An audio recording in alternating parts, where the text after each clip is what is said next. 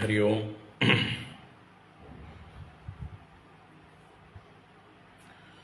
ഹരി ഓം. ഹരി ഓം. എല്ലാവർക്കും നമസ്കാരം, സുസ്വാഗതം.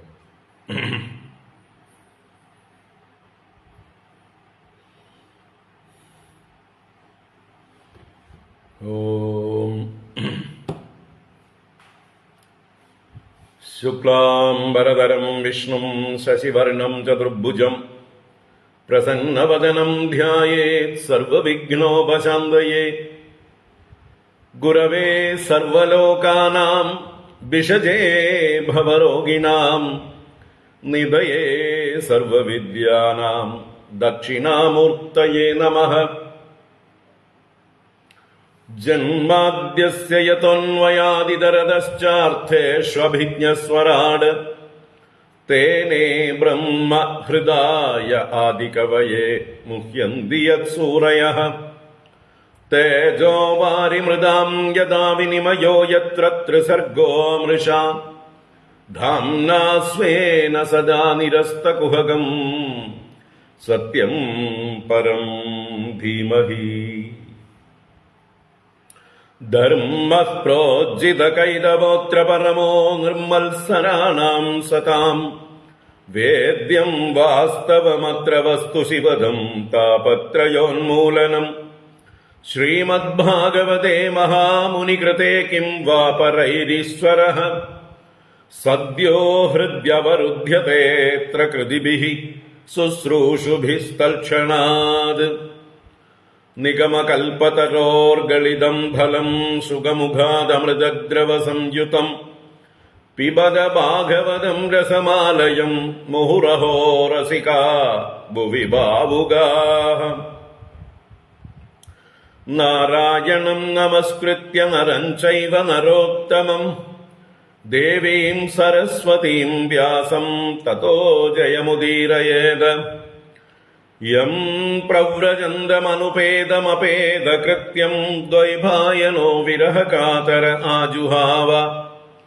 പുത്രേതി തന്മയതയാ തരവോഭിനേദുഃ തം സർവഭൂതഹൃദയം മുനിമാനതോസ്മി.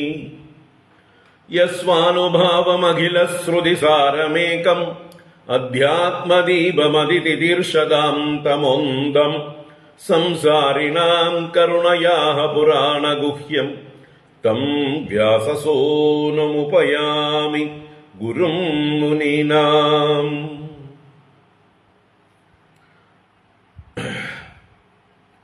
നാരായണം നമസ്കൃത്യ നരം ചൈവ നരോത്തമം ദേവീം സരസ്വതീം വ്യാസം തതോ ജയമുദീരയേത്. മൂകം കരോതി വാചാലം പങ്കും ലംഘയത്തെ ഗിരിം യത്കൃപാതമഹം വന്ദേ പരമാനന്ദമാധവം.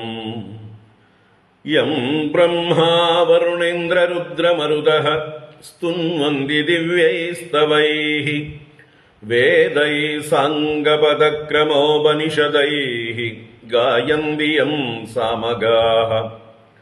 ധ്യാനാവസ്ഥിത തദ്ഗതേന മനസാ പശ്യന്തി യം യോഗിനോ യസ്യാന്തം ന വിദുഃ സുരാസുരഗണാഃ ദേവായ തസ്മൈ നമഃ.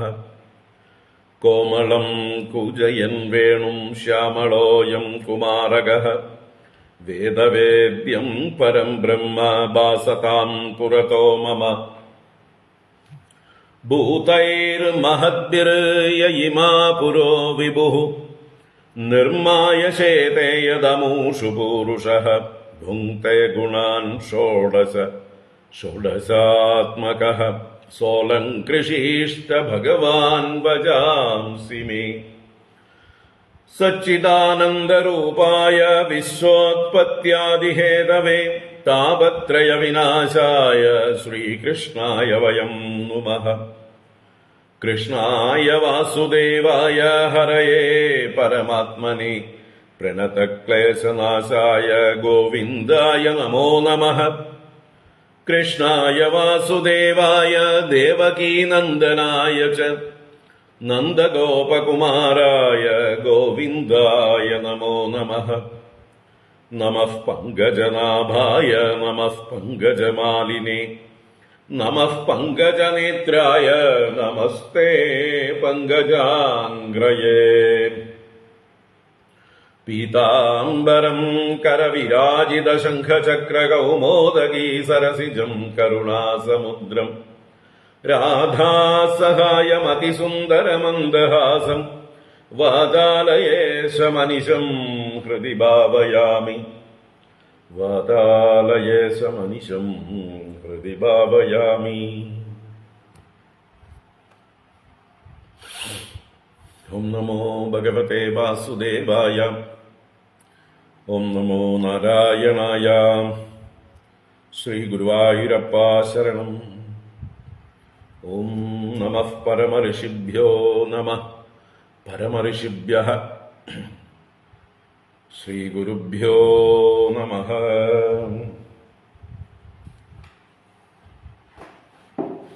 നാരായണ.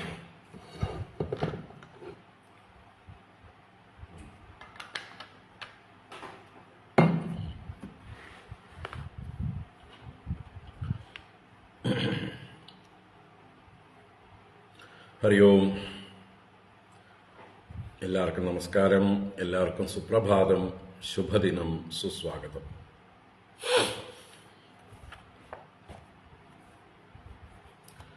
നാരായണ. ഓം.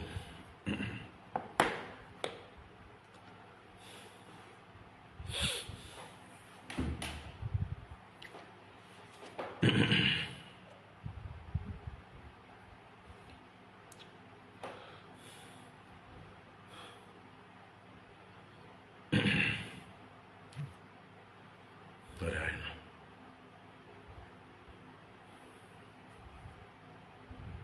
പാലക്കാട്ടേക്ക് ഇടവപ്പാതി നന്നായിട്ട് അങ്ങോട്ട് എത്തിയിട്ടില്ല. കാര്യമായിട്ടുള്ള മഴയൊന്നും പെയ്തിട്ടില്ല. ചൂടുണ്ട്. ബാക്കിയുള്ളിടത്തൊക്കെ എത്തിയെന്ന് വിചാരിക്കണം. നന്നായി പെയ്യട്ടെ.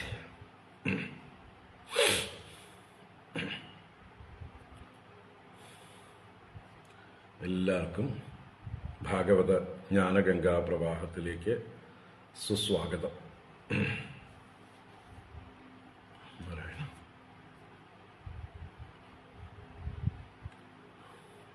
നമ്മൾ ഭാഗവതം നവമസ്കന്ധം 6-ാം അധ്യായത്തിലേക്ക് പ്രവേശിക്കുകയാണ്. കഴിഞ്ഞ 2 അധ്യായങ്ങളായിട്ട് അംബരീഷ ചരിതം വിസ്തരിച്ച് കണ്ടു. ഇന്നലെ നമ്മൾ ഒരധ്യായത്തിൽ ആ അംബരീഷ ചരിതത്തിൻ്റെ ഉത്തരാർദ്ധം, അവസാന ഭാഗം, ദുർവാസാവ് മഹർഷി എല്ലാവരാലും നിരാകരിക്കപ്പെട്ട് അവസാനം ഭഗവാൻ വിഷ്ണുവിൻ്റെ നിർദ്ദേശപ്രകാരം അംബരീഷന്റെ കാൽക്കൽ വന്ന് അഭയം പ്രാപിച്ചതും വളരെ ദയാലുവായി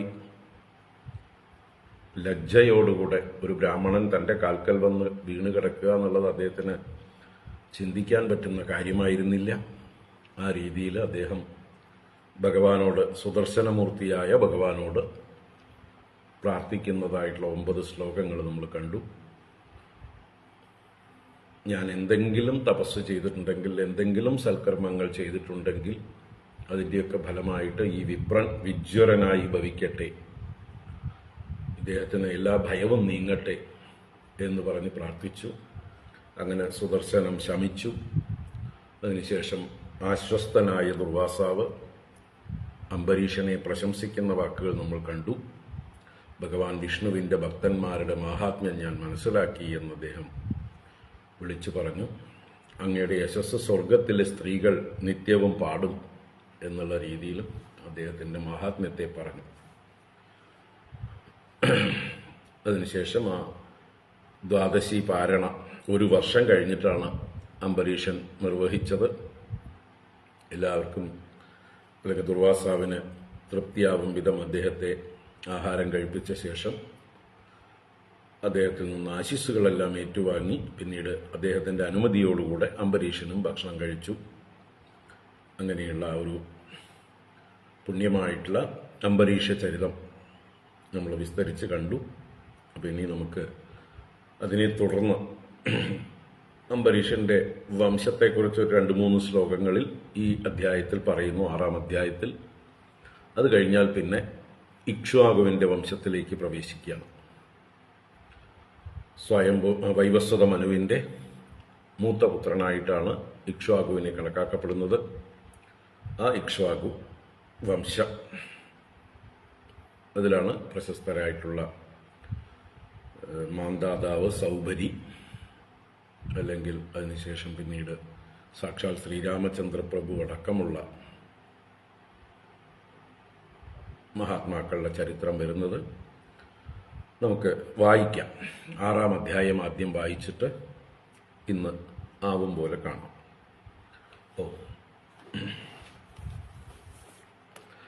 ഓം നമോ ഭഗവതേ വാസുദേവായ. അത ശ്രീമദ്ഭാഗവതേ നവമസ്കന്ധേ ഷഷ്ഠോऽധ്യായഃ. ശ്രീശുക ഉവാച. വിരൂപഃ കേതുമാൻ ശംഭുഃ അംബരീഷസുതാസ്ത്രയഃ. വിരൂപാത് പൃഷദശ്വോഭൂത് തൽപുത്രസ്തു രഥീധരഃ. രഥീധരസ്യാപ്രജസ്യ ഭാര്യായാം തന്തവേർത്തിതഃ. അംഗിരാജനയാമാസ ബ്രഹ്മവർച്ചസ്വിനഃ സുതാൻ. ഏതേ ക്ഷേത്രേ പ്രസൂതാ വൈ പുനസ്ത്വാംഗിരസാ സ്മൃതാഃ. രഥീധരാണാം പ്രവരാഃ ക്ഷത്രോപേതാ ദ്വിജാതയഃ. ക്ഷുവതസ്തു മനോർജജ്ഞേ ഇക്ഷ്വാകുർഗ്രാണദഃ സുതഃ. തസ്യ പുത്രശതജ്യേഷ്ഠാഃ വികുക്ഷിനിമിദണ്ഡകാഃ. തേഷാം പുരസ്താദഭവൻ ആര്യാവർത്തേ നൃപാ നൃപ. പഞ്ചവിംശതി പശ്ചാച്ച ത്രയോ മധ്യേ പരേ അന്യത. സ ഏകദാഷ്ട അഷ്ടകാശ്രാദ്ദേ ഇക്ഷ്വാകുഃ സുതമാദിശത്. മാംസമാനീയതാം മേദ്ധ്യം വികുക്ഷേ ഗച്ഛമാചിരം. തഥേതി സവനം ഗത്വാ മൃഗാൻ ഹത്വാ ക്രിയാർഹണാൻ. ശ്രാന്തോ ബുഭുക്ഷിതോ വീരഃ ശശം ചാദത് അപസ്മൃതിഃ. ശേഷം നിവേദയാമാസ പിത്രേ തേന ച തദ്ഗുരുഃ. ചോദിത പ്രോക്ഷണായാഃ ദുഷ്ടം ഏതത് അകർമ്മകം. ജ്ഞാത്വാ പുത്രസ്യ തത്കർമ്മ ഗുരുണാഭിഹിതം നൃപഃ. ദേശാത് നിസ്സാരയാമാസ സുതം തെക്തവിധിം വൃഷാ. സതു വിപ്രേണ സംവാദം ജാപകേന സമാചരൻ. त्यक्त्वा कळेबरं योगी सतेना तेनावाप यत्परम्. पितर्युपरते अभ्येत्य विकुक्षिः पृथिवीमिमां. शासत् ईजे हरिं यज्ञैः शशाद इति विश्रुतः. पुरञ्जयस्तस्य सुतः इन्द्रवाह इतीरितः. ककुल्स्त इति चाप्युक्तः शृणु नामानि कर्मभिः. कृतान्त आसीत् समरो देवानां सह दानवैः. पार्ष्णिग्राहो वृतो वीरो देवैर्दैत्यपराजितैः. वचनात् देवदेवस्य विष्णोर्विश्वात्मनः प्रभोः. वाहनत्वे वृतस्तस्य बभूव इन्द्रो महावृषः. स सन्नद्धो धनुर्दिव्यमादाय विशिखान् शितान्. स्तूयमानः समारुह्य युयुत्सुः ककुतिस्थितः. तेजसाप्यायितो विष्णोः पुरुषस्य परात्मनः. प्रदीच्यां दिशि दैत्यानाम् न्यरुणत्रिदशैः पुरम्. तैस्तस्य चाभूत् प्रधनम् तुमुलम् लोमहर्षणम्. यमाय भल्लैरनयत् दैत्यान् ये अभ्ययुर्मृधे. तस्येषु पादाभिमुखम् युगान्ताग्निमिवोल्बणम्. विसृज्य दुद्रुवुर्दैत्याः हन्यमानाः स्वम् आलयम्. जित्वा पुरम् धनम् सर्वम् सश्रीगम् वज्रपाणये प्रत्ययच्छत् स राजर्षिः इति नामभिराहृतः.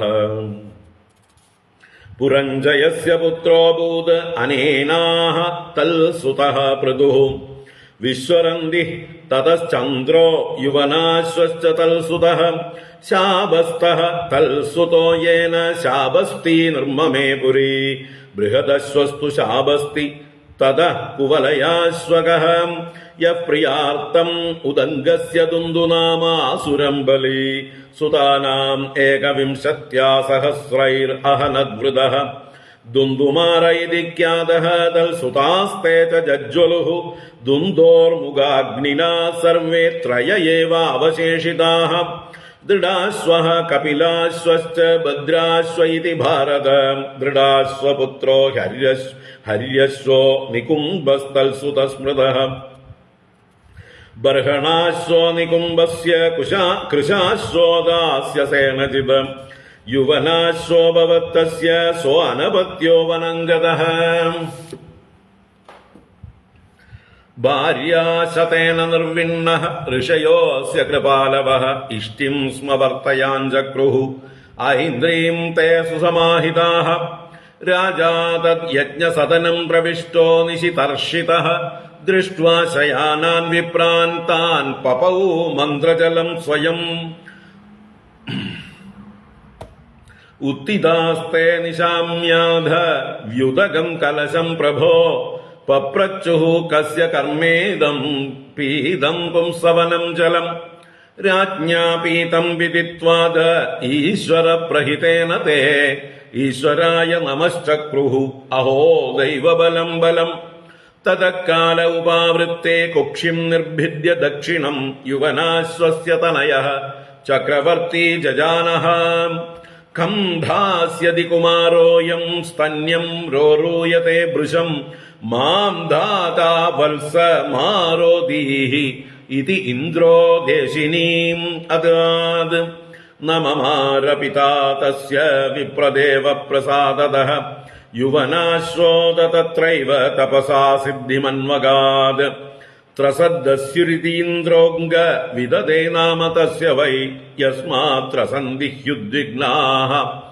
ദസ്യവോ രാവണാദയഃ യൗവനാശ്വോതമന്ധാദാ ചക്രവർത്യവനീം പ്രഭുഃ സപ്തദ്വീപവതീം ഏകഃ ശശാസാച്യുത തേജസാ ഈജേ ച യജ്ഞം ക്രതുഭിഃ ആത്മവിദ് ഭൂരി ദക്ഷിണൈഃ സർവദേവമയം ദേവം സർവാത്മകമതീന്ദ്രിയം ദ്രവ്യം മന്ത്രോ വിധിർയജ്ഞോ യജമാനസ്തദർദ്വിജഃ ധർമ്മോ ദേശശ്ച കാലശ്ച സർവമേതദ്യദാത്മകം യാവത് സൂര്യ ഉദേതി സ്മ യാവच्च പ്രതിതിഷ്ഠതി സർവം തദ്യൗവനാശ്വസ്യ മാന്ദാതുഃ ക്ഷേത്രമുച്യത്തെ ശശബിന്ദോർദുഹിതരി ബിന്ദുമത്യാം അദാനൃപഃ പുരുകുൽസം അംബരീഷം മുചുകുന്ദം ച യോഗിനം തേഷാം സ്വസാരഃ പഞ്ചാശത് സൗബരിം വവ്രിരേപതിം യമുനാന്തർജലേ മഗ്നഃ തപ്യമാനഃ പരം തപഃ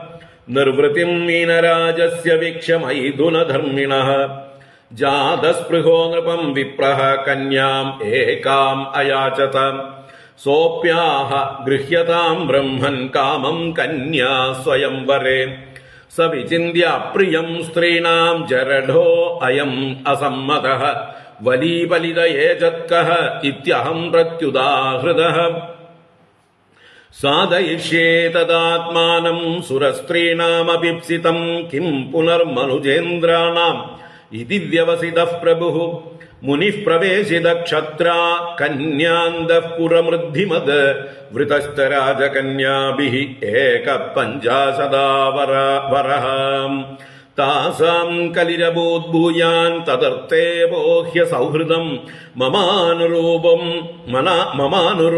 നായം വഃ ഇതി തൽഗതചേതസാം സ ബഹ്രുജസ്താഭിരപാരണീയ തപഃ പ്രിയാനർഘ്യപരിച്ഛദേഷു ഗൃഹേഷു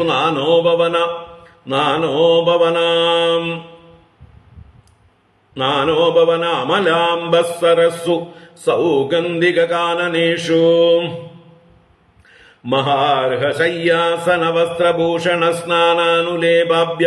മഹാർഹശയ്യാസനവസ്ത്രഭൂഷണസ്നാനാനുലേപാഭ്യവഹാരമല്യകൈഃ സ്വലങ്കൃതസ്ത്രീപുരുഷേഷു നിത്യതാരേമേനുഗായദ്വിജഭൃംഗവന്ദിഷു യദ്ഗാർഹസ്ഥ്യം തു സംവീക്ഷ്യ സപ്തദ്വീപവതീപതിഃ വിസ്മിതസ്തംഭമജഹാത് സാർവഭൗമശ്രിയാന്വിതം ഏവം ഗൃഹേഷ്വഭിരതോ വിഷയാൻ വിവിധൈ സുഖൈഃ സേവമാനോ ന ചാതുഷ്യത് ആജ്യസ്തോകൈരിവാനലഃ സ കദാചിദുപാസീന ആത്മാപന്നവമാത്മനഃ ദദർശ ബഹ്രുജാചാര്യോ മീനസംഗസമുത്ഥിതം അഹോ ഇമം പശ്യത മേ വിനാശം തപസ്വിനഃ സച്ചരിതവ്രതസ്യ അന്തർജലേ വാരിചര പ്രസംഗാത് പ്രച്യാവിദം ബ്രഹ്മചിരം ധൃതം യത് സംഗം ത്യജേതമിഥുനവ്രതിനാം മുമുക്ഷുഃ സർവാത്മനാ ന വിസൃജേത് ബഹിരിന്ദ്രിയാണി ഏകശ്ചരൻ രഹസി ചിത്തമനന്ത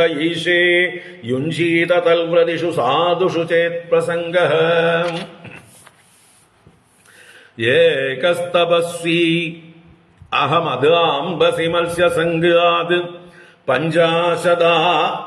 പഞ്ചാശദാസം ഉത പഞ്ചസഹസ്രസർഗഃ നാന്തം വ്രജാമി ഉഭയകൃത്യ മനോരഥാനാം മായാഗുണൈർഹൃതമതിർവിഷയേർത്ഥഭാവഃ ഏവം വസൻ ഗൃഹേ കാലം വിരക്തോ ന്യാസമാസ്ഥിതഃ വനം ജഗാമാനുയയുഃ തൽപത്ന്യഃ പതിദേവതാഃ തത്ര തപ്ത്വാ തപസ്തീക്ഷ്ണം ആത്മകർശനമാത്മവാൻ സഹൈവാഗ്നിഭിരാത്മാനം യുയോജ പരമാത്മനി താ സ്വപത്യുർമഹാരാജ നിരീക്ഷ്യാധ്യാത്മികീം ഗതിം അന്വീയുഃ തൽപ്രഭാവേണ അഗ്നിം ശാന്തമിവാർച്ചിഷഃ. ഹരി ഓം. ഇത് ശ്രീമദ്ഭാഗവതേ മഹാപുരാണേ പാരമഹംസ്യാം സംഹിതായാം നവമസ്കന്ധേ സൗപര്യാഖ്യാനേ ഷഷ്ടോധ്യായഃ. സർവത്ര ഗോവിന്ദ നാമ സങ്കീർത്തനം. ഗോവിന്ദ ഗോവിന്ദ. നാരായണാഖില ഗുരോ ഭഗവൻ നമസ്തേ. നാരായണാഖില ഗുരോ ഭഗവൻ നമസ്തേ. നാരായണാഖില ഗുരോ ഭഗവൻ നമസ്തേ. ഓം നാരായണ. ഹരി ഓം. എല്ലാവർക്കും ഒരിക്കൽ കൂടെ നമസ്കാരം. എല്ലാവർക്കും സുപ്രഭാതം, ശുഭദിനം, സുസ്വാഗതം. നാരായണ.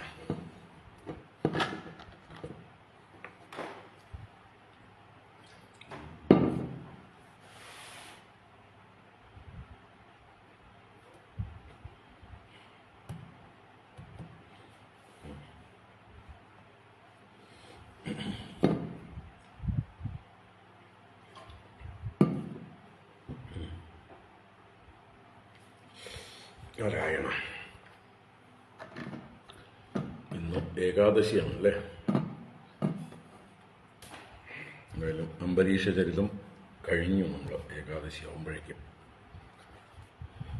അനുസ്മരിക്കാം. അപ്പോൾ വളരെ പുണ്യമായിരിക്കുന്ന, അത്ഭുതകരമായിരിക്കുന്ന അംബരീഷ ചരിതം 2 അധ്യായങ്ങളിൽ നമ്മൾ വിസ്തരിച്ച് കണ്ടു. ഇനിയും അതിലേക്ക് പോകുന്നില്ല. എത്ര പ്രാവശ്യം വേണമെങ്കിലും നിങ്ങൾക്ക് തന്നെ ആ പഴയ ക്ലാസ്സുകൾ ആവർത്തിച്ച് കാണാവുന്നതാണ്. മതിയായില്ലെങ്കിൽ മതിയാവില്ല. എത്ര കേട്ടാലും മതിയാവില്ല. വീണ്ടും വീണ്ടും കേൾക്കാവുന്നതാണ്. ഒഴിവുള്ളപ്പോഴൊക്കെ കേൾക്കുക. പ്രത്യേകിച്ച് ഏകാദശി, ദ്വാദശി ദിവസങ്ങളിലൊക്കെ കേൾക്കാവുന്ന ഉത്തമ ചരിതമാണ് അംബരീഷ ചരിതം. നമുക്ക് ഓൺലൈൻ ക്ലാസ് ആയതുകൊണ്ട് ഇങ്ങനെയുള്ളൊരു സൗകര്യമുണ്ട് അല്ലേ. മറ്റത് ഓഫ്ലൈൻ ആയിരുന്നുവെങ്കിൽ അന്നന്നാൾ പറഞ്ഞത് അന്നന്നാൾ കഴിഞ്ഞു പോകും. പിറ്റേ ദിവസത്തേക്ക് ഒന്നും ഓർമ്മയുണ്ടാവില്ല. ഒന്നും റിക്കവർ ചെയ്യാൻ വഴിയില്ല. നോട്ട്സ് വല്ലതും എഴുതി വെച്ചാൽ പോലും വേണ്ട പോലെയൊന്നും അത് കണക്റ്റ് ആവില്ല അല്ലേ. ഒരു ഈശ്വരൻ തന്ന ഒരു നല്ല ഭാഗ്യം തന്നെ, നല്ല വഴി തന്നെയാണ് ഈ ഓൺലൈൻ ക്ലാസ്സുകൾ നമുക്ക് റെക്കോർഡായിട്ട് സൂക്ഷിക്കാൻ പറ്റുന്നത്. നമ്മളെ എന്താ പറയുക, ശ്രീവള്ളി ടീച്ചർ അതിനെ അന്നന്നാൾ യൂട്യൂബിലും ആക്കി തരുന്നുണ്ട്. തിരഞ്ഞെടുക്കാനുള്ള സൗകര്യത്തിന് കൂടുതൽ പ്ലേലിസ്റ്റോടുകൂടി ക്രമത്തിൽ. അങ്ങനെയാണ് നമ്മൾ ഓരോ ദിവസവും സീരിയൽ നമ്പർ ഇട്ട് 700 എപ്പിസോഡ് കഴിഞ്ഞു എന്നൊക്കെ അറിയുന്നത്. അല്ലെങ്കിൽ ഞാൻ എണ്ണറില്ല. നമ്മൾ ഓരോ ദിവസവും എത്രാം ക്ലാസ്സായി എന്നുള്ളത് എണ്ണി നോക്കാറില്ല. യൂട്യൂബിൽ നമ്പറുണ്ട്, അത് സോർട്ട് ചെയ്യാൻ വേണ്ടിയിട്ടാണ്. പ്ലേലിസ്റ്റ് തയ്യാറാക്കി ഏത് നമ്പർ ക്ലാസ് വേണമെങ്കിൽ തിരഞ്ഞെടുക്കാനുള്ള സൗകര്യമുണ്ട്. അപ്പോൾ അത് ചെയ്യുന്നത് നമ്മുടെ ശ്രീവള്ളി ടീച്ചറുടെ ഒരു ഡെഡിക്കേറ്റഡ് ആയിട്ടുള്ളൊരു വർക്കാണ്. ഓരോ ക്ലാസ്സും അന്നന്നാൾ യൂട്യൂബിലേക്ക് ട്രാൻസ്ഫർ ചെയ്യുന്നു. അതിലൂടെ എത്രയോ പേര് കേൾക്കുന്നുണ്ട്. ലൈവായിട്ട് കേൾക്കാൻ പറ്റാത്തവരും ഫേസ്ബുക്ക് സൗകര്യമില്ലാത്തവരും ധാരാളം പേര് യൂട്യൂബിലൂടെ കേട്ടുകൊണ്ടേയിരിക്കുന്നുണ്ട്. അപ്പോൾ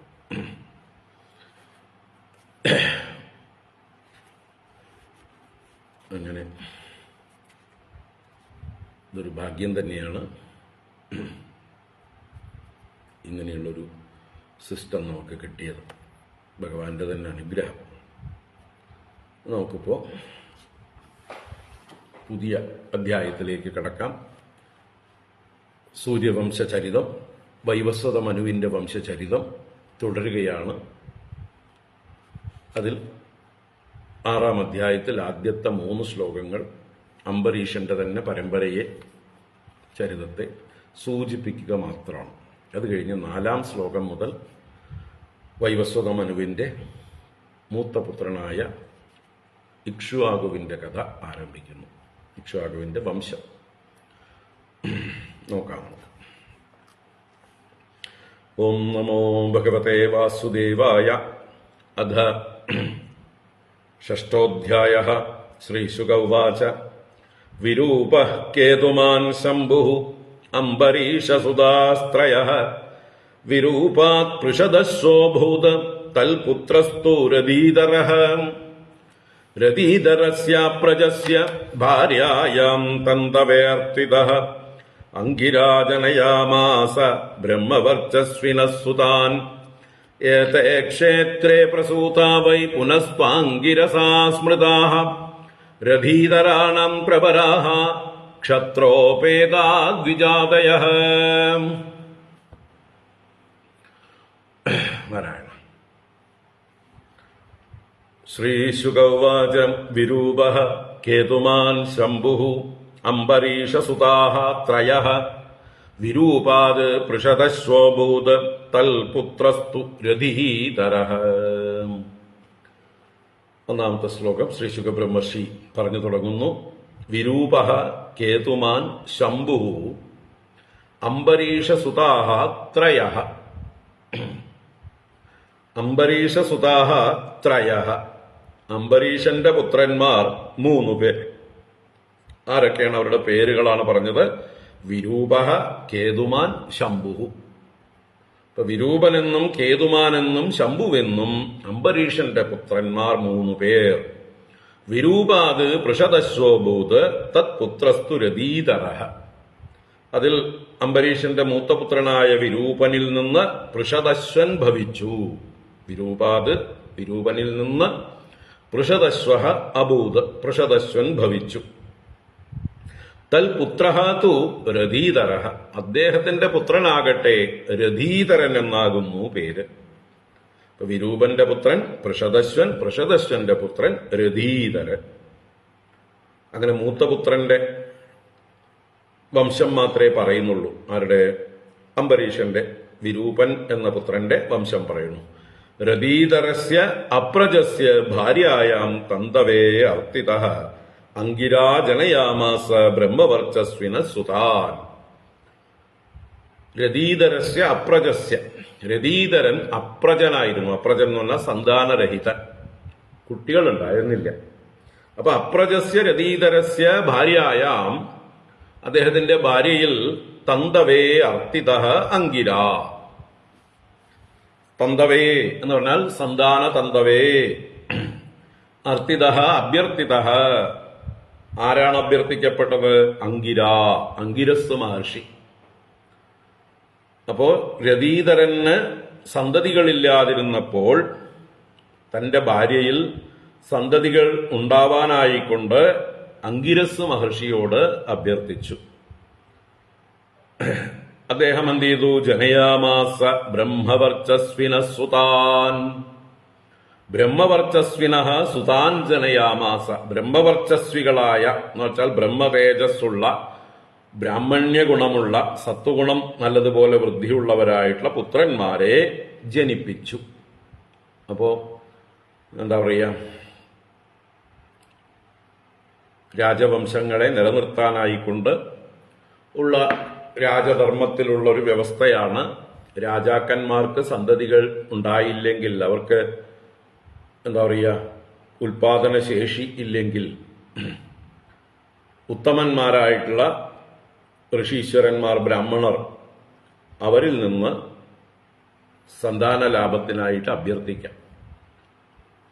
അവര് അതൊരു തപസ് പോലെ, ഒരു യജ്ഞം പോലെ ആ കാര്യം നിർവഹിച്ച് അവരവരുടെ പാടും നോക്കി പോകുന്നു. അവർക്ക് ഈ എന്താ പറയുക, ഭാര്യയിലോ എന്നുള്ള ഈ രാജാവിന്റെ ഭാര്യയിലോ മക്കളിലോ ഉടമസ്ഥാവകാശമൊന്നുമില്ല.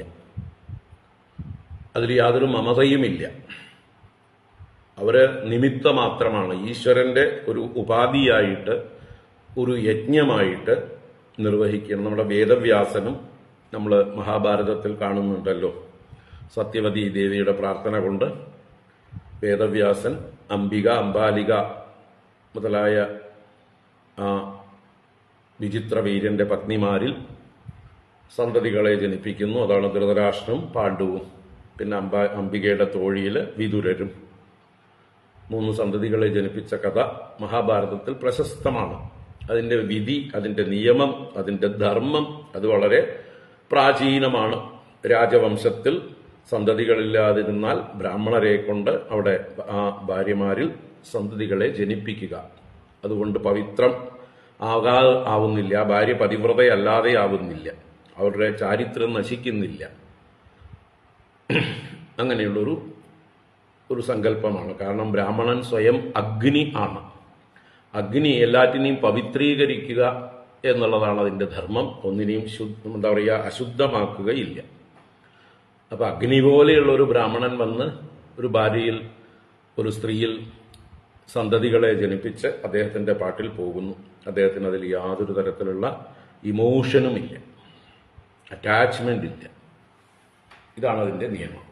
അതിന്റെ എന്താ പറയുക, കാലാന്തരത്തിൽ വന്ന പരിണതിയാണ് നമ്മുടെ പല രാജവംശങ്ങളിലും നമ്പൂതിരിമാരും അല്ലെങ്കിൽ അതുപോലെയുള്ളവരൊക്കെ സംബന്ധം അല്ലെങ്കിൽ വേളി കഴിച്ച് അവിടെ കൂടുന്നതായിട്ടുള്ള സമ്പ്രദായമൊക്കെ വന്നു ചേർന്നത് ഈ ഒരു പാരമ്പര്യത്തിൽ നിന്നാണ്.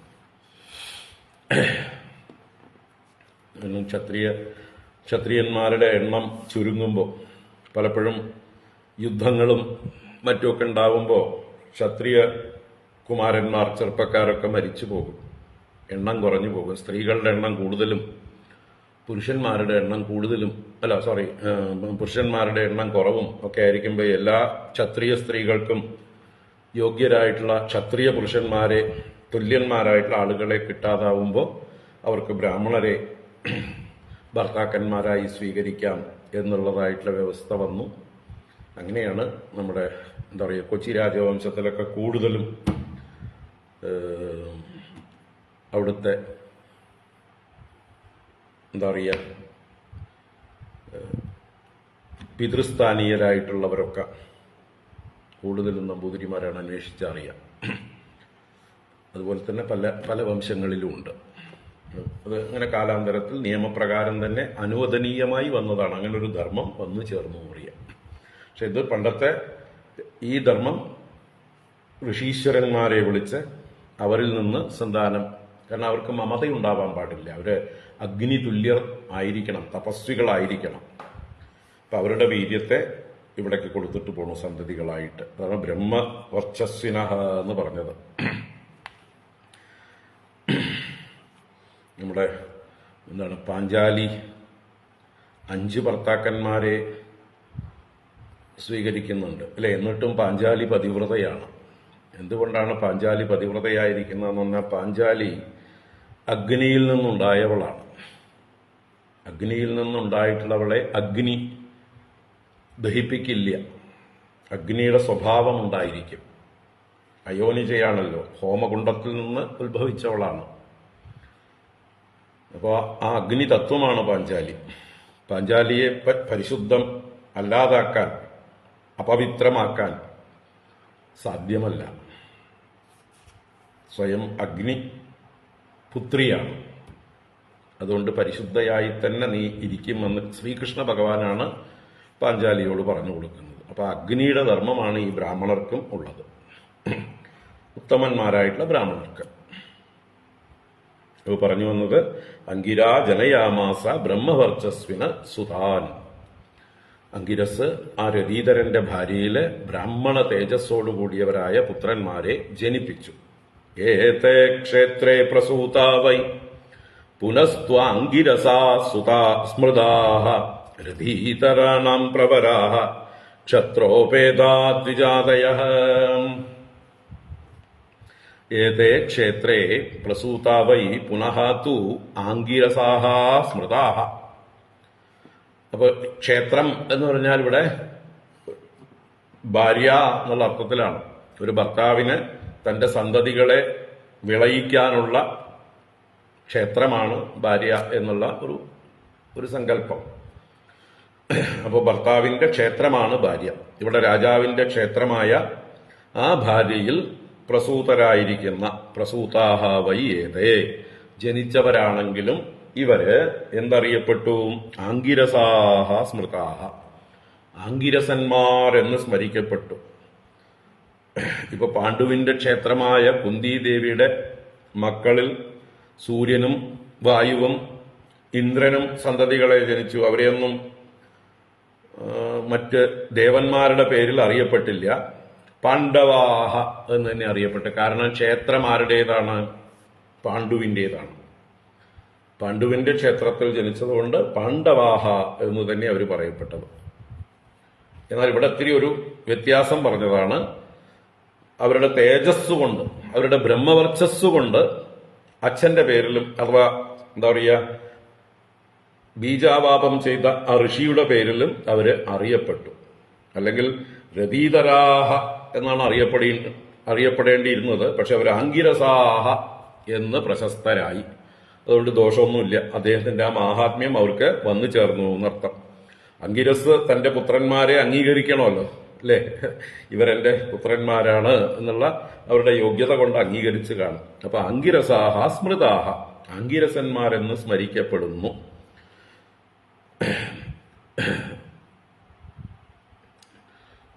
മരുമക്കദായം, മക്കദായം ഇങ്ങനെയുള്ളതൊക്കെ വന്നതൊക്കെ ഇങ്ങനെയുള്ള ചില വ്യവസ്ഥകളിൽ നിന്നാണ്. ഇപ്പൊ ഇവിടെ അച്ഛന്റെ പേരിൽ തന്നെ മക്കൾ അറിയപ്പെട്ടു.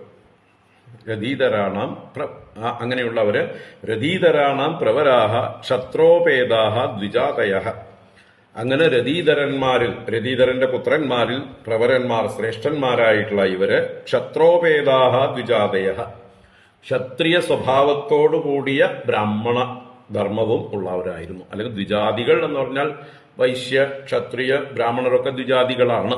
അപ്പൊ ക്ഷത്രിയ ഗുണവുമുണ്ട്, എന്നാൽ ആംഗിരസിന്റെ ബ്രഹ്മവർച്ചസ്സും ഉണ്ട്. ഇപ്പൊ സത്വഗുണം വർദ്ധിച്ചിരിക്കുന്ന രജോ ഗുണമുള്ള ക്ഷത്രിയന്മാരായിരുന്നു അവര്.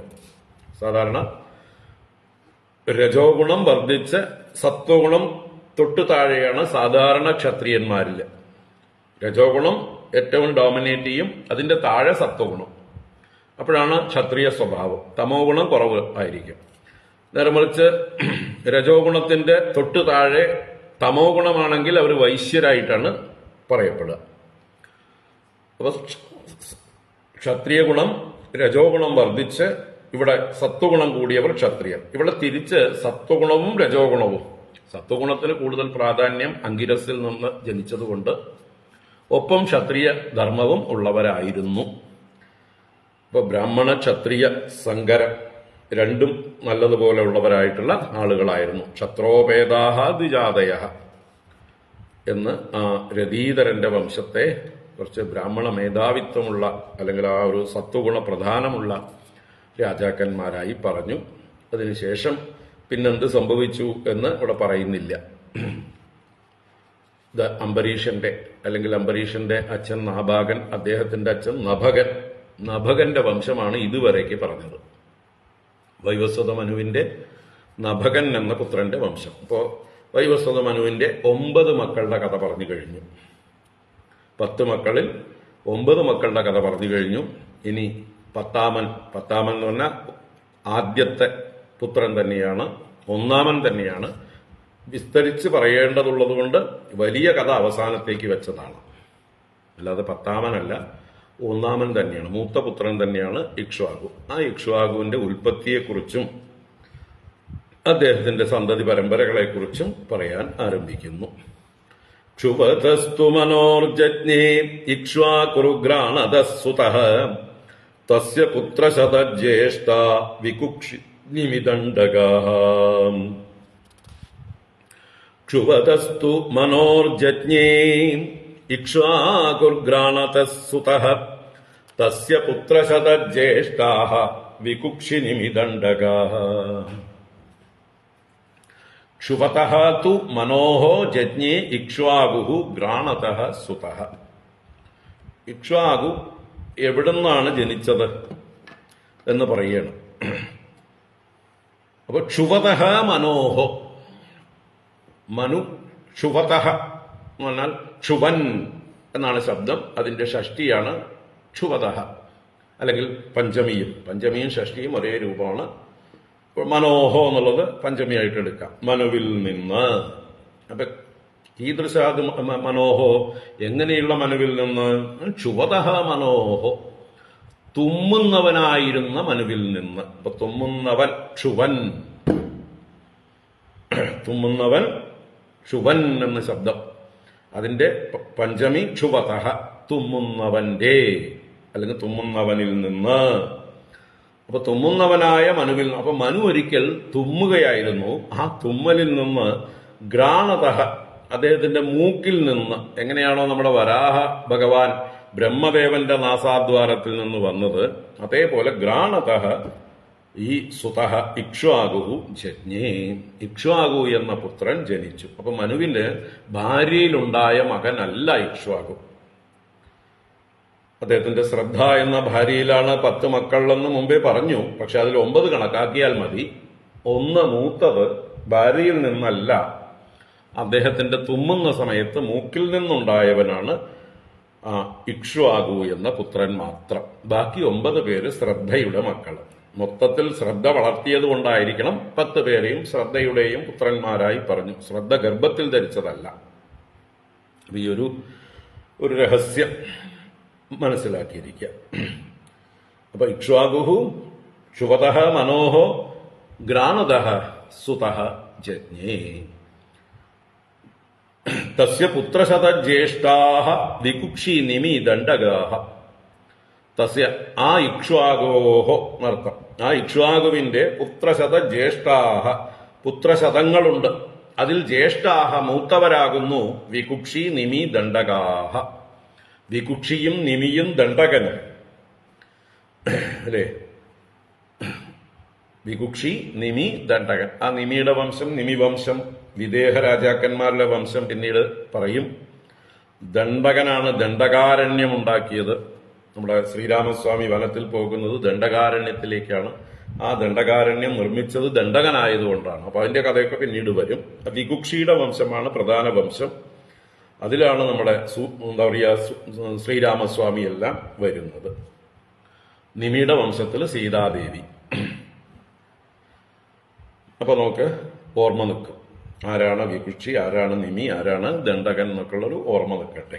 അപ്പൊ അതിൽ 100 പുത്രന്മാരുണ്ടായിരിക്കുക ഇക്ഷ്വാകുവിന്. അതിൽ മൂത്തവർ 3 പേർ പ്രധാനികളെ എടുത്തു പറഞ്ഞതാണ്. പുത്രശത ജ്യേഷ്ഠാഹ വികുക്ഷി നിമി ദണ്ഡകാഹ. ഇനി തുടർന്ന്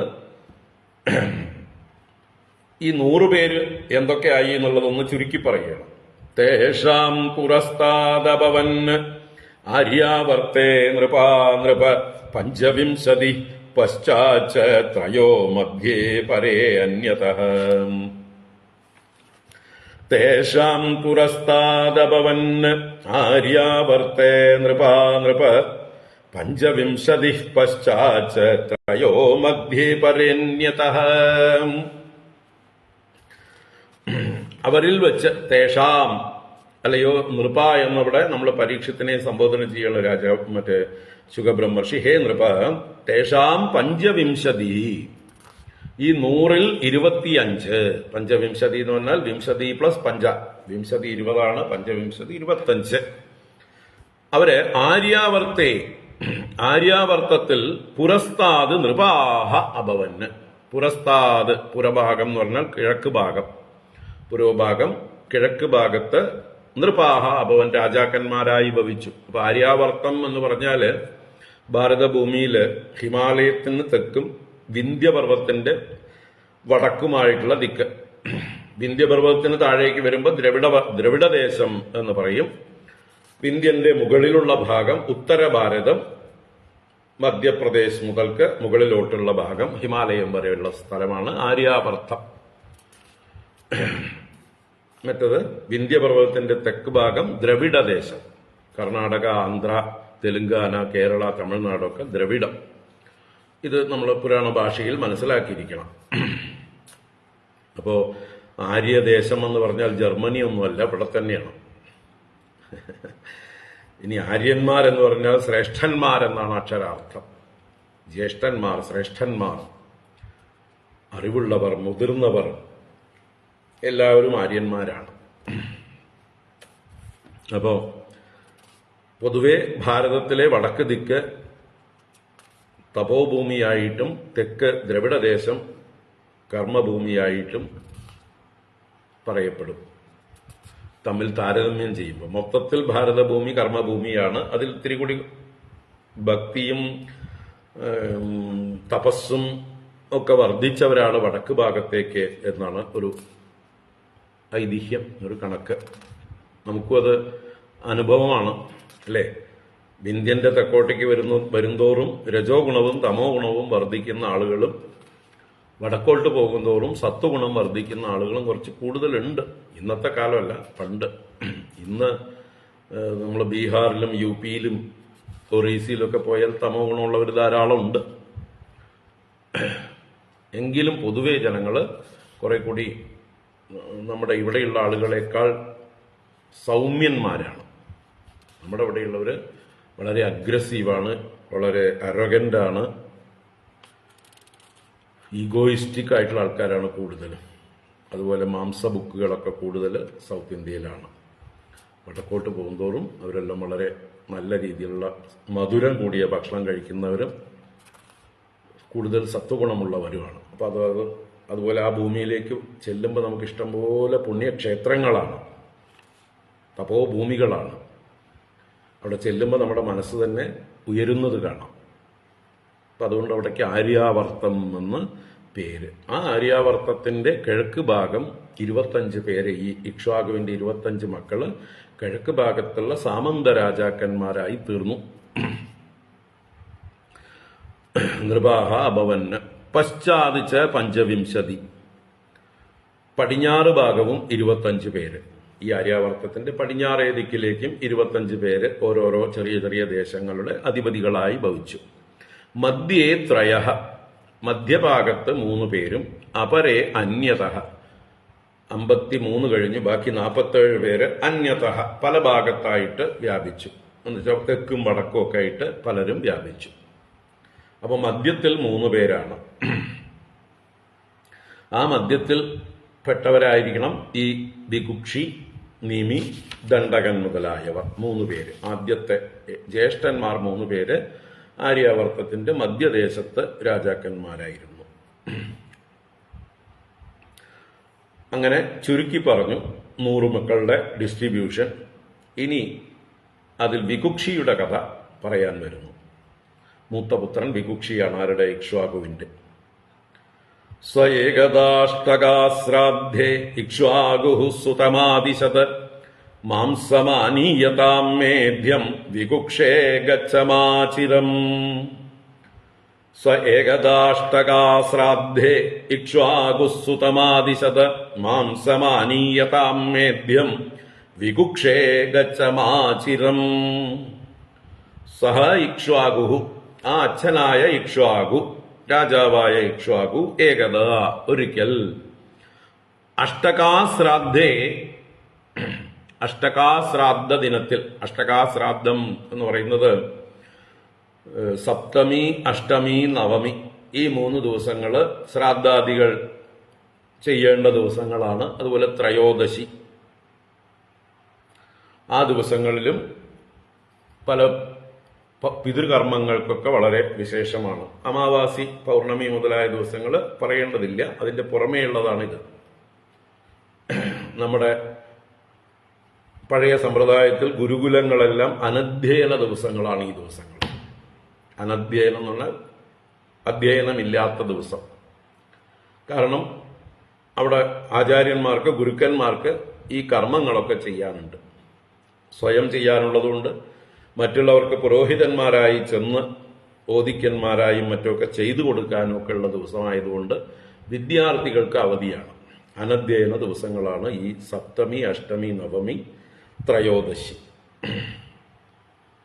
ഈ 4 ദിവസമാണ് ഒരു പക്ഷത്തിൽ കുട്ടികൾക്കുള്ള അവധി ദിവസങ്ങൾ. ഇപ്പോഴും വടക്കേന്ത്യയിലെ പല ഗുരുകുലങ്ങളിലും ഋഷികേശിലും ഹരിദ്വാറിലും ഒക്കെ ഉള്ള ആശ്രമങ്ങളിലും ഇത് സിസ്റ്റമാണ്. നമ്മുടെ അവിടെയൊക്കെ ഋഷികേശിലൊക്കെ എല്ലാ ആശ്രമങ്ങളിലും, കൈലാസാശ്രമത്തിലും നമ്മുടെ ദയാനന്ദാശ്രമത്തിലുമൊക്കെ ഈ ദിവസങ്ങൾ അനധ്യയന ദിവസങ്ങളായിട്ടാണ് റെഗുലറായിട്ട് മാനിക്കപ്പെടുന്നത്. പിന്നെ ചില വിശേഷ സന്ദർഭങ്ങളിലൊക്കെ ദയാനന്ദ സ്വാമിജി വന്നിട്ടുള്ള ദിവസമാണെങ്കിൽ അദ്ദേഹം അവിടെ ഉണ്ടെങ്കിൽ ക്ലാസ് ഒക്കെ എടുക്കും. ദയാനന്ദ സ്വാമി വിദൂരത്താണെങ്കിൽ മറ്റ് ആചാര്യന്മാരാണ് അവിടെ ക്ലാസ് എടുക്കണമെങ്കിൽ അവർ അവധി കൊടുക്കും, അനധ്യയനം കൊടുക്കും. അത് ആ സമ്പ്രദായ പ്രകാരം. കാരണം ദയാനന്ദ സ്വാമികളുടെ ഓരോ ദിവസവും ഓരോ നിമിഷവും വിലപിടിച്ചതാണ്. അദ്ദേഹം റെയറായിട്ട് യാത്ര ചെയ്ത് അവിടെ വരുന്ന സമയത്ത് ഇത് നോക്കാൻ പറ്റില്ല. അതിൽ 3 ദിവസം 4 ദിവസമൊക്കെ പോയി കഴിഞ്ഞാൽ പിന്നെ ഒന്നും കിട്ടില്ല ബാക്കി. അപ്പം അദ്ദേഹത്തിൻ്റെ കൂടെ എല്ലാവരും ഇരുന്ന് ക്ലാസ്സുകളിൽ അറ്റൻഡ് ചെയ്യുന്നു. പിന്നെ അദ്ദേഹത്തിനെ പോലെ ഒരാൾക്ക് എന്ത് കർമ്മങ്ങളാണുള്ളത്? മറ്റു വൈദിക സമ്പ്രദായത്തെ മാനിച്ചുകൊണ്ട് മാത്രം അനധ്യയന ദിവസങ്ങൾ ആചരിക്കുന്നു എന്ന് മാത്രമേ ഉള്ളൂ. സന്യാസ ധർമ്മത്തിൽ അനധ്യയന ദിവസങ്ങളുടെ ആവശ്യമില്ല. മറ്റുള്ളവർക്ക് വേണ്ടിയിട്ടാണ്, ഗൃഹസ്ഥന്മാർക്ക് വേണ്ടിയിട്ടാണ് ഈ ഒരു വ്യവസ്ഥ.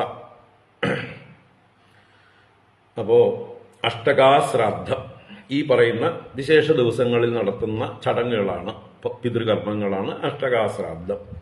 അപ്പൊ അതില് അഷ്ടകാശ്രാദ്ധേ അദ്ദേഹം എന്ത് ചെയ്തു? മകനെ വിളിച്ചു. ഹേ വികുക്ഷേ, വികുക്ഷി എന്നുള്ള ഇതിൽ സംബോധന വരുമ്പോ ഹേ വികുക്ഷേ, മോനെ വികുക്ഷേ, ഗച്ച, പോയിട്ട് വരൂ. എവിടേക്കാ പോണ്ടത്? മേദ്യം മാംസം അനീയതാം. മേദ്യം മാംസം, മേദ്യം എന്ന് പറഞ്ഞാല് പൂജയ്ക്ക്, യജ്ഞത്തിന് എല്ലാം യോഗ്യമായത് എന്നാണ് അർത്ഥം. മേധം ചെയ്യാൻ യോഗ്യമായത് മേദ്യം. അപ്പൊ മേധം എന്ന് പറഞ്ഞാൽ യജ്ഞം എന്നാണ് അർത്ഥം. അപ്പോ യജ്ഞാദി കർമ്മങ്ങൾക്ക് പവിത്രമായ മാംസത്തെ ആനീയതാൻ കൊണ്ടുവരൂ, ശുദ്ധമായ മാംസത്തെ കൊണ്ടുവരൂ, പിതൃക്കൾക്ക് സമർപ്പിക്കാനായിക്കൊണ്ടാണ് ആനീയത. മാ ചിരം, വൈകരുത് കേട്ടോ, വേഗം വരണം. ഇത് സുതമാദിശത്, ഇങ്ങനെ പുത്രനോട് ആദേശിച്ചു. അപ്പോ മാംസം ആനീയതാം മേഭ്യം വികുക്ഷേ ഗച്ഛ മാ ചിരം. വികുക്ഷേ ഗച്ഛ മേദ്യം മാംസം ആനീയതാം മാ ചിരം. ഇതാണ് നിർദ്ദേശം. തഥേതി സവനം ഗത്വാ മൃഗാൻ ഹത്വാ ക്രിയാർഹണാൻ ശ്രാന്തോ ബുഭുക്ഷിതോ വീരഃ ശശം ചാദത് അപസ്മൃതിഃ. തഥേതി സവനം ഗത്വാ മൃഗാൻ ഹത്വാ ക്രിയാർഹണാൻ ശ്രാന്തോ ബുഭുക്ഷിതോ വീരഃ ശശം ചാദത് അപസ്മൃതിഃ. തഥാ ഇതി, ശരി അങ്ങനെ ആവട്ടെ എന്ന് അച്ഛനോട് അങ്ങനെ തന്നെ എന്ന് പറഞ്ഞ്, ശരി എന്ന് പറഞ്ഞ് സഹ വീരഃ വനം ഗത്വ, ആ വീരനായ വികുക്ഷി വനത്തിലേക്ക് ഗമിച്ചു. എന്നിട്ടോ ക്രിയാർഹണാൻ മൃഗാൻ ഹത്വ, ക്രിയയ്ക്ക് അർഹങ്ങളായ എന്ന് വെച്ചാൽ ഇവിടെ മേധ്യം എന്ന് പറഞ്ഞില്ലേ, സമർപ്പിക്കാൻ യോഗ്യമായിട്ടുള്ള മൃഗങ്ങളെ, അത് മുയലും മാനും അങ്ങനെയുള്ളതൊക്കെ ആയിരിക്കണം. അപ്പൊ ക്രിയാർഹണങ്ങളായ മൃഗങ്ങളെ ഹത്വ, ഹനിച്ചിട്ട്, ശ്രാന്ത, അവൻ ക്ഷീണിച്ചു, വല്ലാതെ പരിശ്രമം കൊണ്ട് ക്ഷീണിച്ച് ആയിട്ട്, ബുഭുക്ഷിത, ബുഭുക്ഷയുള്ളവനായി, വിശപ്പുള്ളവനായി. ഭോക്തുമിച്ഛ ബുഭുക്ഷ, ഭുജിക്കാനുള്ള ഇച്ഛ, ആഗ്രഹം. അങ്ങനെ വിശപ്പ് കൊണ്ട് തമോ ഗുണം ബാധിച്ചു. അപ്പൊ എന്തായി? അപസ്മൃതി, എന്താ പറയുക, വിവേകം നഷ്ടപ്പെട്ടു. എന്താണ് ചെയ്യേണ്ടതെന്ന് മറന്നു. അച്ഛൻ ഏൽപ്പിച്ച കാര്യങ്ങളിൽ സ്മൃതി മറന്നുപോയിട്ട് അപസ്മൃതിയായിട്ട് ശശം ആദത്, ശശം എന്ന് പറഞ്ഞാൽ ഒരു മുയലിനെ, ആദത് അത് അവിടെ തീ കൂട്ടിയിട്ടൊക്കെ ചുട്ട് അത് ഭക്ഷണമാക്കി താൻ സ്വയം ഭക്ഷിച്ചു, ആദാനം ചെയ്തു. അപ്പൊ മാചിരം പറഞ്ഞിരുന്നു, വേഗം വരണം എന്ന് പറഞ്ഞിരുന്നു, മേദ്യം എന്ന് പറഞ്ഞിരുന്നു, വേഗം കൊണ്ടുവരാനാ പറഞ്ഞിട്ടുള്ളത്. പൂജയ്ക്ക് യോഗ്യമായിട്ടുള്ള മൃഗങ്ങളെ വേഗം കൊണ്ടുവരൂ എന്ന് പറഞ്ഞ് ഇവിടെ കുറെ നേരം വൈകി. മാത്രമല്ല വിശന്നപ്പോ ഒരു മുയലിനെ മൂപ്പര് തന്നെ സ്വയം ചുട്ടു തിന്നു, ഭക്ഷണമാക്കി. മുയൽ മാംസം ഭക്ഷിച്ചു. ശശം ച ആദത്. എന്നിട്ടോ ശേഷം നിവേദയാമാസ പിത്രേ തേന ച തദ്ഗുരുഃ ചോദിത പ്രോക്ഷണായാഃ ദുഷ്ടമേതദകർമ്മകം. ശേഷം നിവേദയാമാസ പിത്രേ തേന ച തദ്ഗുരുഃ ചോദിത പ്രോക്ഷണായാഃ ദുഷ്ടമേതദ് അകർമ്മകം. അവൻ എന്ത് ചെയ്തു? മടങ്ങി വന്നു ബാക്കി മൃഗങ്ങളുമായിട്ടാണ്. ശേഷം നിവേദയാമാസ പിത്രേ, പിത്രേ പിതാവിനായിക്കൊണ്ട്, പിതാവിന്റെ സമക്ഷത്തിലായിക്കൊണ്ട് ശേഷം ബാക്കിയുണ്ടായിരുന്ന മൃഗങ്ങളെ നിവേദയാമാസ സമർപ്പിച്ചു. തേന തദ്ഗുരുഃ ചോദിത പ്രോക്ഷണായ. തേന എന്ന് പറഞ്ഞാൽ ഇക്ഷ്വാഗുണ, അച്ഛനാൽ, തദ്ഗുരുഃ അദ്ദേഹത്തിന്റെ ഗുരു വസിഷ്ഠനാണ്. അപ്പൊ വസിഷ്ഠ പ്രോക്ഷണായ ചോദിത, പ്രോക്ഷണം ചെയ്യാനായിക്കൊണ്ട്, പ്രോക്ഷണം എന്ന് പറഞ്ഞാൽ യാഗത്തിന് സമർപ്പിക്കാനുള്ള കർമ്മങ്ങൾ ചെയ്യാൻ, അതിനെ ശുദ്ധീകരിക്കാനുള്ള മന്ത്രങ്ങളൊക്കെ ചൊല്ലാൻ. ഓം ഭൂർഭുവസ്വഃ തത് സവിതുർവരേണ്യം ഭർഗോ ദേവസ്യ ധീമഹി ധിയോ യോ നഃ പ്രചോദയാത് ദേവസവിതുഃ പ്രസുവാ സത്യം ത്വത്തേന പരിഷഞ്ജാമി എന്നൊക്കെ പറഞ്ഞിട്ടുള്ള മന്ത്രങ്ങളെ കൊണ്ട് പ്രോക്ഷണം ചെയ്യും, ശുദ്ധമാക്കാൻ വേണ്ടി, മേദ്യമാക്കാൻ വേണ്ടി. റോ മെറ്റീരിയൽ കൊണ്ടുവന്നതാണ്, അതിനെ ഒന്ന് റിഫൈൻ ചെയ്യൽ മന്ത്രം കൊണ്ടാണ്. അപ്പൊ അതിനായിട്ട് പ്രേരിപ്പിച്ചു വസിഷ്ഠ ഋഷിയോട്, അങ്ങിത് വേണ്ടതുപോലെ ശുദ്ധീകരിച്ച് സ്വീകരിക്കൂ എന്ന് പറഞ്ഞു. പ്രോക്ഷണായ ചോദിത. എന്നാൽ ആഹ, ആഹ എന്നുള്ളത് ഇവിടെ ആര് പറഞ്ഞു? വസിഷ്ഠ ആഹ, വസിഷ്ഠൻ പറഞ്ഞു. എന്താ? ദുഷ്ടം ഏതത് അകർമ്മകം. ഏതത് ദുഷ്ടം, ഇത് കൊള്ളില്ല, ഇത് ദുഷിച്ചു കഴിഞ്ഞു. അകർമ്മകം, കർമ്മത്തിന് യോഗ്യമല്ല. This is not fit for puja. മേദ്യമല്ല ഇത്, അമേദ്യമായി, ഉച്ഛിഷ്ടമായി എന്ന് താല്പര്യം. നോക്കൂ, എത്ര എവിടെയോ കിടക്കുന്ന മൃഗത്തില് ഒന്നിനെ ചുട്ട് അദ്ദേഹം ഭക്ഷിച്ചു, ബാക്കിയുള്ള മൃഗങ്ങളെ കൊണ്ടുവന്ന് കൊടുത്തു. അപ്പൊ പോലും അത് ഉച്ഛിഷ്ടമായി എന്ന് പറയുമ്പോൾ നമ്മൾ എത്ര ജാഗ്രത പാലിക്കണം ഓരോ കർമ്മങ്ങളിൽ. ഇവിടെ ജാഗ്രത ഇല്ലാതെ തമോ ഗുണം കൊണ്ട് ഇദ്ദേഹത്തിന് തൽക്കാലം ഒരു അബദ്ധം പറ്റിയതാണ്. ഈ അപസ്മൃതി വന്നു ചേർന്നതാണ് ഈ വികുക്ഷിക്ക്. അങ്ങനെ അദ്ദേഹം ശുദ്ധമായിട്ടുള്ള ഇത് കൊണ്ടുവരുന്നതിന് പകരം തന്റെ ആവശ്യം കഴിച്ച് ബാക്കി ആണ് കൊണ്ടുവന്ന് കൊടുത്തത്. അപ്പൊ അത് ഋഷി സർവജ്ഞനായതുകൊണ്ട് അദ്ദേഹം അത് കണ്ട മാത്രയിൽ മനസ്സിലാക്കി അദ്ദേഹത്തിന് ഊഹിച്ചെടുക്കാൻ കഴിയും, ഇത് ശരിയല്ല എന്ന്. അങ്ങനെ അദ്ദേഹം ഏതത് ദുഷ്ടം അകർമ്മകം ഇത്യാഹ എന്ന് പറഞ്ഞു. തുടർന്ന് ജ്ഞാത്വാ പുത്രസ്യ തത്കർമ്മ ഗുരുണാഭിഹിതം നൃപഃ ദേശാത് നിസ്സാരയാമാസ സുതം ത്യക്തവിധിം ഋഷാ. ജ്ഞാത്വാ പുത്രസ്യ തത്കർമ്മ ഗുരുണാഭിഹിതം നൃപഃ ദേശാത് നിസ്സാരയാമാസ സുതം ത്യക്തവിധിം ഋഷാ. പുത്രസ്യ തത്കർമ്മ ജ്ഞാത്വ, തന്റെ പുത്രന്റെ ഇങ്ങനെയുള്ള ഒരു കർമ്മത്തെക്കുറിച്ച് അറിഞ്ഞ്, അതാര് പറഞ്ഞു കൊടുത്തു? ഗുരുണാ അഭിഹിതം, ഗുരുവിനാൽ പറയപ്പെട്ടത്.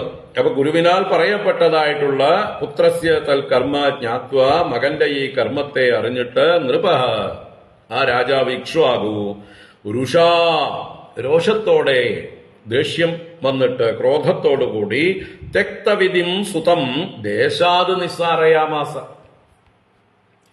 തെക്തവിധിം സുതം, വിധിയെ മര്യാദയെ ലംഘിച്ച, ത്യജിച്ച, ഉപേക്ഷിച്ച, മര്യാദ കൂടാതെ ഒരു പൂജയ്ക്കുള്ള ദ്രവ്യം എങ്ങനെ സമാഹരിക്കണമെന്ന് അറിയാത്ത, അല്ലെങ്കിൽ അതിൽ തെറ്റ് ചെയ്ത, മര്യാദ ലംഘിച്ചവനായിട്ടുള്ള തന്റെ പുത്രനെ തന്നെ ദേശാത് നിസ്സാരയാമാസ, രാജ്യത്തിൽ നിന്ന് നിരാകരിച്ചു, പുറത്താക്കി. നോക്കൂ, തന്റെ പുത്രൻ, മൂത്ത പുത്രനായിട്ട് പോലും തെറ്റ് ചെയ്യുമ്പോൾ ക്ഷമിക്കാത്തവരാണ് രാജാക്കന്മാർ, ഉത്തമ രാജാക്കന്മാർ. മറ്റു പ്രജകൾക്ക് പോലും ഇത്രയും കഠിന ശിക്ഷ കൊടുക്കില്ല. ചിലപ്പോൾ മറ്റു ഭൃത്യന്മാരെ പോലും ഇത്രയും ശിക്ഷിക്കുകയില്ല. പക്ഷെ സ്വന്തം പുത്രന്മാർക്ക് എല്ലാ നിയമങ്ങളും പൂർണ്ണമായിട്ടും ബാധകമാണ് എന്നുള്ളതായിരുന്നു പണ്ടത്തെ രാജാക്കന്മാർ. ഇന്നത്തെ നമ്മുടെ മന്ത്രിമാരെ പോലെയല്ല. ഇന്നത്തെ നമ്മുടെ മന്ത്രിമാര് അവരുടെ മക്കൾക്ക് ഒരു നിയമവും ബാധകമല്ല. അവരെല്ലാറ്റിനും അതീതരാണ്. അവർ എല്ലാ നിയമങ്ങളിൽ നിന്നും എക്സംപ്റ്റഡ് ആണ്. നാട്ടുകാരുടെ നേരെ നാട്ടുകാരുടെ നെഞ്ചത്ത് കയറാനുള്ളതാണ് നിയമങ്ങളൊക്കെ. ഏത് സാധുക്കൾ ഏതെങ്കിലും ഒരു ആപത്തിൽ എന്തെങ്കിലും തെറ്റ് ചെയ്താൽ അതുപോലും വലിയ കുറ്റമാക്കി കാണും. ഇവിടെ നോക്കൂ, ഒരു രാജാവ്, സൂര്യവംശത്തിലെ ആ ഇക്ഷ്വാകു മഹാരാജാവ് തന്റെ പുത്രൻ ഒരു ചെറിയ തെറ്റ് ചെയ്തു. എന്താണ്? വിശന്നപ്പോ ഭക്ഷണം കഴിച്ചു. തന്റെ വിശപ്പ് അതുകൊണ്ട് തമോ ഗുണം ബാധിച്ച് ഇതിനെ ഭക്ഷിച്ചു.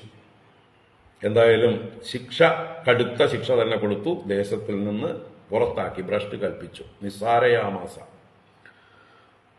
തുടർന്ന് സതു വിപ്രേണ സംവാദം ജാപകേന സമാചരൻ ത്യക്ത്വാ കളേവരം യോഗി സതേനാവാപയത്പരം.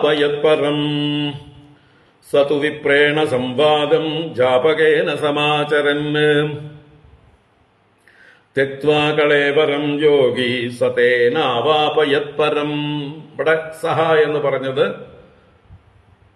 ആ ഇക്ഷ്വാകുവിനെ കുറിച്ചാണ്. നൃപഹ എന്ന് പൂർവ്വ ശ്ലോകത്തിൽ പറഞ്ഞത് പ്രഥമാ വിഭക്തിയിൽ പറഞ്ഞ കർത്താവ് രാജാവാണ്, ഇക്ഷ്വാകു രാജാവ്. ആ ഇക്ഷ്വാകു രാജാവ് സഹാതു, അദ്ദേഹമാകട്ടെ പിന്നീട് ജാപകേന വിപ്രേണ സംവാദം സമാചരന്. ജാപകേന വിപ്രേണ, ജപിപ്പിക്കുന്ന വിപ്രനോടുകൂടെ, മന്ത്രങ്ങളൊക്കെ ജപിപ്പിക്കുന്ന ഗുരുതുല്യന്മാരായിട്ടുള്ള വിപ്രനോടുകൂടെ സംവാദം സമാചരന്, സംഭാഷണത്തെ ആചരിച്ചുകൊണ്ട്, എന്ന് പറഞ്ഞാൽ ഗുരുവിൽ നിന്ന് തത്വശാസ്ത്രങ്ങളെക്കുറിച്ച് ചോദ്യം ചെയ്ത് ശ്രവണം ചെയ്ത് തന്റെ ജിജ്ഞാസകളൊക്കെ അകറ്റി തന്റെ അജ്ഞാനത്തെ നീക്കി ബ്രഹ്മജ്ഞാനം നേടി എന്നർത്ഥം. യോഗിയായിട്ട് കളയവരം തെക്വാ, ശരീരത്തെ ത്യജിച്ച് തേന യത് പരം അവാപ, അതിലൂടെ പരമായിട്ടുള്ള തത്വത്തെ പ്രാപിച്ചു, ഈശ്വരനെ പ്രാപിച്ചു, നാരായണ തത്വത്തെ പ്രാപിച്ചു. അപ്പൊ അദ്ദേഹം ഗുരുവിൽ നിന്ന് വേദാന്ത വിചാരം ചെയ്ത് ഉപദേശം സ്വീകരിച്ച് അത് നിമിത്തമായിട്ട് ആത്മജ്ഞാനം നേടി ദേഹം ത്യജിച്ച് പരമപദത്തെ പ്രാപിച്ചു. ജീവൻ മുക്തനും വിദേഹമുക്തനുമൊക്കെ ആയിത്തീർന്നു എന്നുള്ളത് ഇക്ഷ്വാകുവിനെ കുറിച്ച് 10ാമത്തെ ശ്ലോകത്തിൽ ചുരുക്കി പറഞ്ഞു. അങ്ങനെ ഇക്ഷ്വാകുവിന്റെ കഥ കഴിഞ്ഞു. ഇനി അദ്ദേഹത്തിന്റെ പരമ്പര എന്തായി? അപ്പൊ നമ്മുടെ ഈ വികുക്ഷി കാട്ടിലേക്ക് നാട് കടത്തപ്പെട്ടിരുന്നു. അദ്ദേഹം തന്നെ തിരിച്ചു വരുന്നുണ്ട്. അതാണ് അടുത്ത വികുക്ഷിയുടെ കഥ തന്നെയാണ് തുടരുന്നത്. പിതര്യുപരതേഭ്യേത്യ വികുക്ഷി പൃഥ്വീമിമാം ശാസദീജേ ഹരിം യജ്ഞൈഃ സശാദയിതി വിശ്രുതഃ. പിതര്യുപരതേഭ്യേത്യ വികുക്ഷി പൃഥ്വീമിമാം ശാസദീജേ ഹരിം യജ്ഞൈഃ ശശാദയിതി വിശ്രുതഃ. പിതരി ഉപരതേ സതി, പിതാവ് ഉപരമിച്ചപ്പോൾ, ഇവിടെ ഉപരമം അദ്ദേഹം രാജഭാരം വെടിഞ്ഞ് ദേഹം വെടിഞ്ഞപ്പോൾ,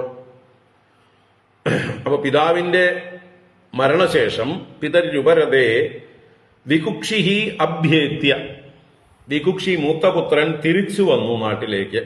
അങ്ങനെ അഭ്യേത്യ തിരിച്ചു വന്നപ്പോൾ മറ്റനുജന്മാര് നിമിയും ദണ്ഡകനുമൊക്കെ ജ്യേഷ്ഠനെ പിടിച്ച് രാജ്യഭാരം ഏൽപ്പിച്ചിട്ടുണ്ടാവും. അത് അവരുടെ മര്യാദ. ഇദ്ദേഹവും അതിന് യോഗ്യനാണ്. ഒരു തെറ്റൊരാൾക്ക് പറ്റിയെന്ന് പറഞ്ഞിട്ട് അയാൾ പെർമനന്റ് ആയിട്ട് എല്ലാറ്റിൽ നിന്നും ഭ്രഷ്ടനൊന്നുമല്ല. ഒരബദ്ധം ആർക്കും പറ്റാം. അത് പ്രായശ്ചിത്തം ചെയ്ത് തിരിച്ചു വന്നാൽ അയാൾ പൂർവാധികം പവിത്രനായിരിക്കും. ഈ തത്വം നമ്മൾ ഉൾക്കൊള്ളണം. എത്ര വലിയ പാപിയാണെങ്കിൽ പോലും പശ്ചാത്താപ വിവശനായി പ്രായശ്ചിത്തം ചെയ്ത് തിരിച്ചു വന്നു കഴിഞ്ഞാൽ അയാളെ പൂർവാധികം ശുദ്ധനായിട്ട് സ്വീകരിക്കാം. കാരണം അനുഭവസ്ഥനാണ്, ചുടുവെള്ളത്തിൽ വീണ പൂച്ചയാണ് അല്ലെ. ഇനി പച്ചവെള്ളം കണ്ടാൽ പോലും ഭയപ്പെടും എന്ന് പറഞ്ഞതുപോലെ മുമ്പൊരു കൈ അബദ്ധം പറ്റി, അത് തിരുത്തി ആ പാപത്തിൽ നിന്ന് മോചിതനായി വന്നു. അങ്ങേര് കുറെ കൂടി ജാഗ്രതയുള്ള ആളായിരിക്കും. അവരെ കൂടുതൽ ബഹുമാനിക്കേണ്ടതാണ്. പക്ഷെ നമ്മളെന്താ വിഡ്ഢികളായിട്ട് നമ്മളൊക്കെ എന്താ ചെയ്യുക? സാധാരണ സമൂഹത്തിൽ ഒരാൾ ഒരു അബദ്ധം എപ്പോഴെങ്കിലും എന്തെങ്കിലും ഒരു തെറ്റ് ചെയ്തിട്ടുണ്ടെങ്കിൽ അയാളുടെ മേലെ അത് മുദ്ര കുത്തി അയാളെ എന്നേക്കുമായിട്ട് കൊള്ളരുതാത്തവനാക്കി മാറ്റും. അപ്പൊ അയാള് ആരും തന്നെ അംഗീകരിക്കുന്നില്ല എന്ന് കാണുമ്പോൾ പിന്നിപ്പോ ഞാനിപ്പോ എന്ത് ചെയ്തിട്ട് എന്ത് കാര്യം? അപ്പൊ പിന്നെ സാമൂഹ്യ ദ്രോഹിയായി മാറുക എന്ന് കരുതും. അങ്ങനെയുള്ളവർ സാമൂഹ്യ ദ്രോഹിയായിട്ട് മാറും. അവർക്ക് തിരുത്താനുള്ള അവസരം സമൂഹം കൊടുക്കാതിരുന്നാൽ. സമൂഹത്തിന്റെ കർത്തവ്യമാണ് ഒരാള് ഒരിക്കൽ ഒരു അബദ്ധം പറ്റി എന്ന് വിചാരിച്ച അയാളെ എപ്പോഴും കുറ്റപ്പെടുത്തുകയും ഒറ്റപ്പെടുത്തുകയും കോർണർ ചെയ്യുകയും ചെയ്യരുത്. അയാൾക്ക് തിരുത്താനുള്ള അവസരം കൊടുക്കണം. തിരുത്തി വന്നാലോ സ്വീകരിക്കുകയും വേണം. നമ്മുടെ കുട്ടികളാണെങ്കിലും നമ്മുടെ ബന്ധുക്കളാണെങ്കിലും അടുത്തുള്ള ആളുകളാണെങ്കിലും സുഹൃത്തുക്കളാണെങ്കിലും ആരാണെങ്കിലും ഈ ഒരു കൺസിഡറേഷൻ നമ്മുടെ ഭാഗത്തു നിന്ന് എപ്പോഴും വേണ്ടതാണ്. അതാണ് മര്യാദ. ഭഗവാൻ ഗീതയിലെ 9-ാം അധ്യായത്തിൽ പറയുന്നുണ്ട്, അഭിചേത് സുദുരാചാര പാപേഭ്യ പാപകൃത്തമഃ. എത്ര വലിയ ദുരാചാരനായിക്കോട്ടെ, പാപികളിൽ വെച്ച് പാപകൃത്തുക്കളിൽ വെച്ച് ധമനാവട്ടെ. ആരാണോ എന്നിലേക്ക് തിരിയുന്നത്, 6-ാം അധ്യായത്തിലോ 9-ാം അധ്യായത്തിലോ ഓർമ്മയില്ല.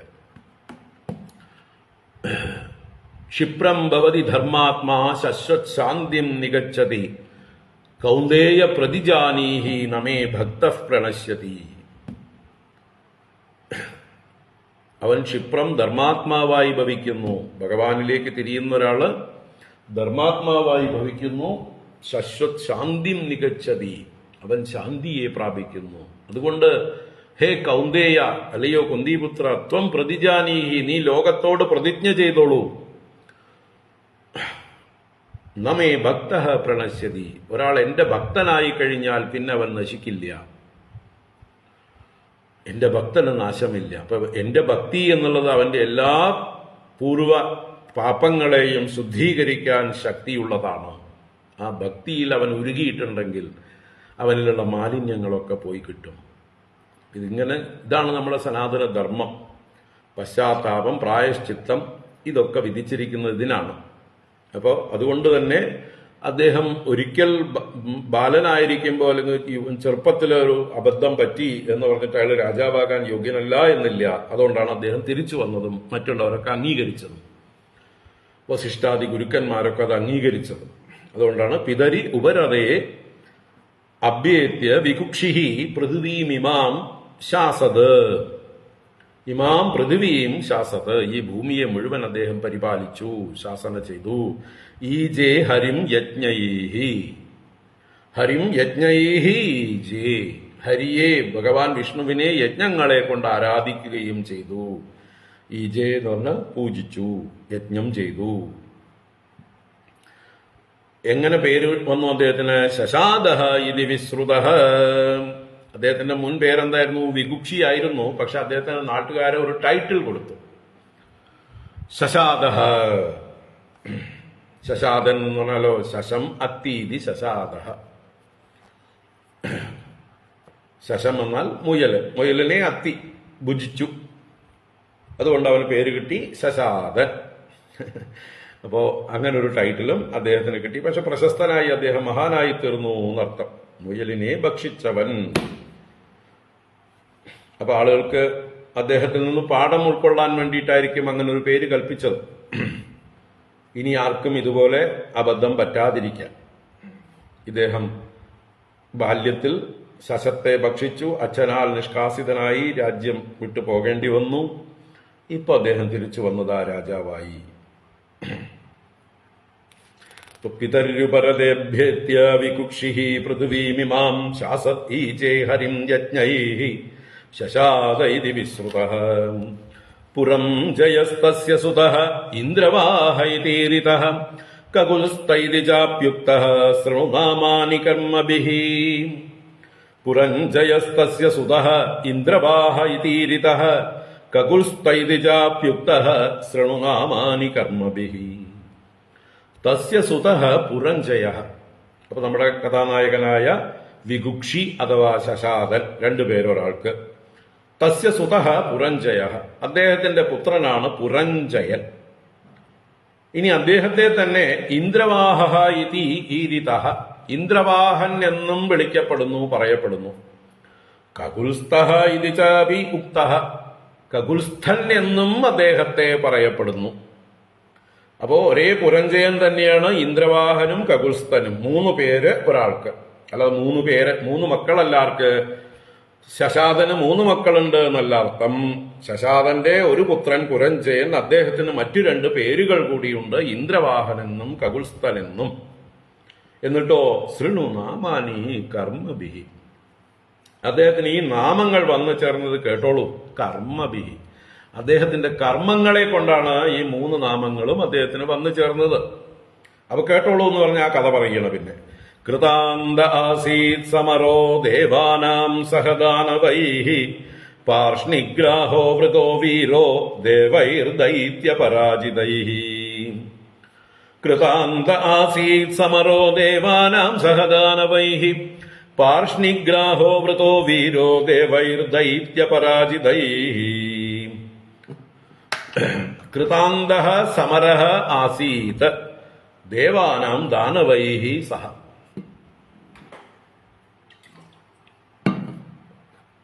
ദേവാനാം ദേവന്മാർക്ക്, ദാനവൈഃ സഹ ദാനവന്മാരോടുകൂടെ, ദേവന്മാരും അസുരന്മാരുമായിട്ട്, സമരഃ ആസീത് യുദ്ധഃ ആസീത്, സമരമെന്നാൽ യുദ്ധം.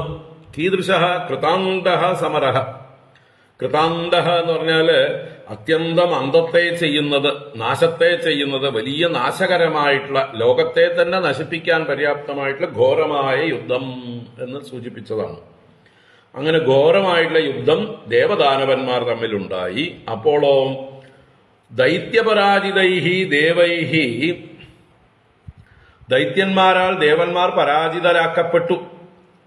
അപ്പൊ അസുരന്മാർക്ക് വിജയം, ദേവന്മാർ പരാജയപ്പെട്ടു. അപ്പോൾ ഇദ്ദേഹം, നമ്മുടെ പുരഞ്ജയൻ എന്ന വികുക്ഷിയുടെ മകൻ, വീരഃ വൃതഃ, വീരനായിട്ടുള്ള അദ്ദേഹം വരിക്കപ്പെട്ടു.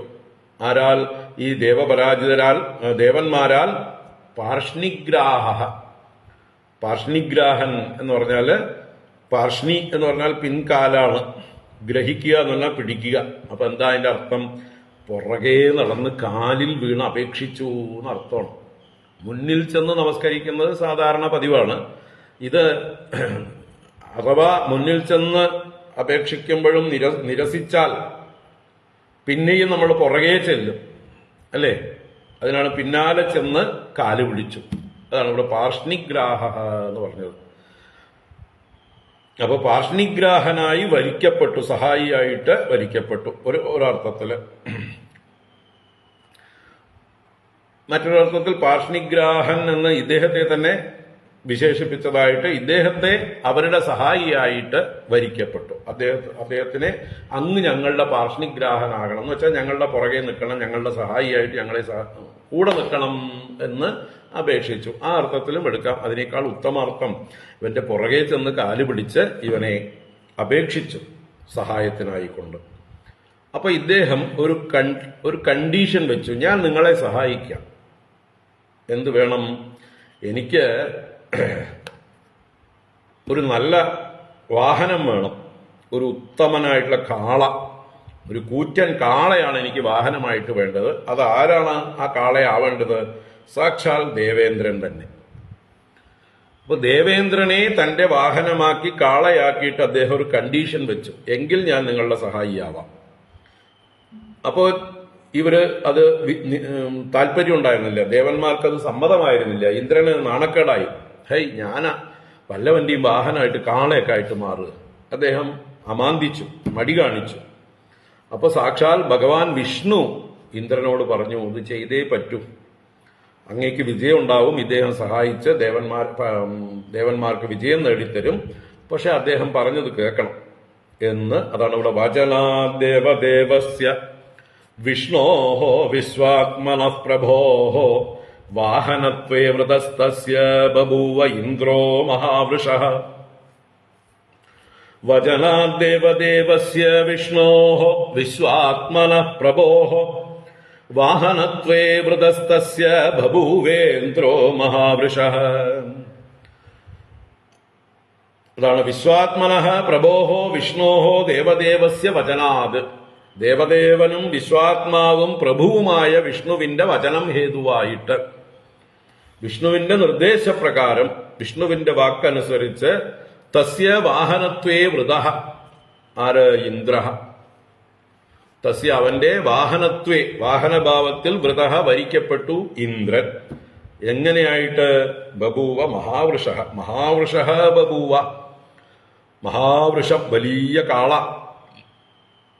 ഒരു മുതുക്കൻ കാളയായിട്ട് ഇന്ദ്രൻ തന്നെ സ്വയം വാഹനമായിട്ട് വരിക്കപ്പെട്ടു. നമ്മുടെ ഇവിടെയുള്ള കഥാനായകൻ പുരഞ്ജയൻ. അപ്പൊ പുരഞ്ജയനാൽ ഇന്ദ്രൻ വാഹനമാക്കപ്പെട്ടു.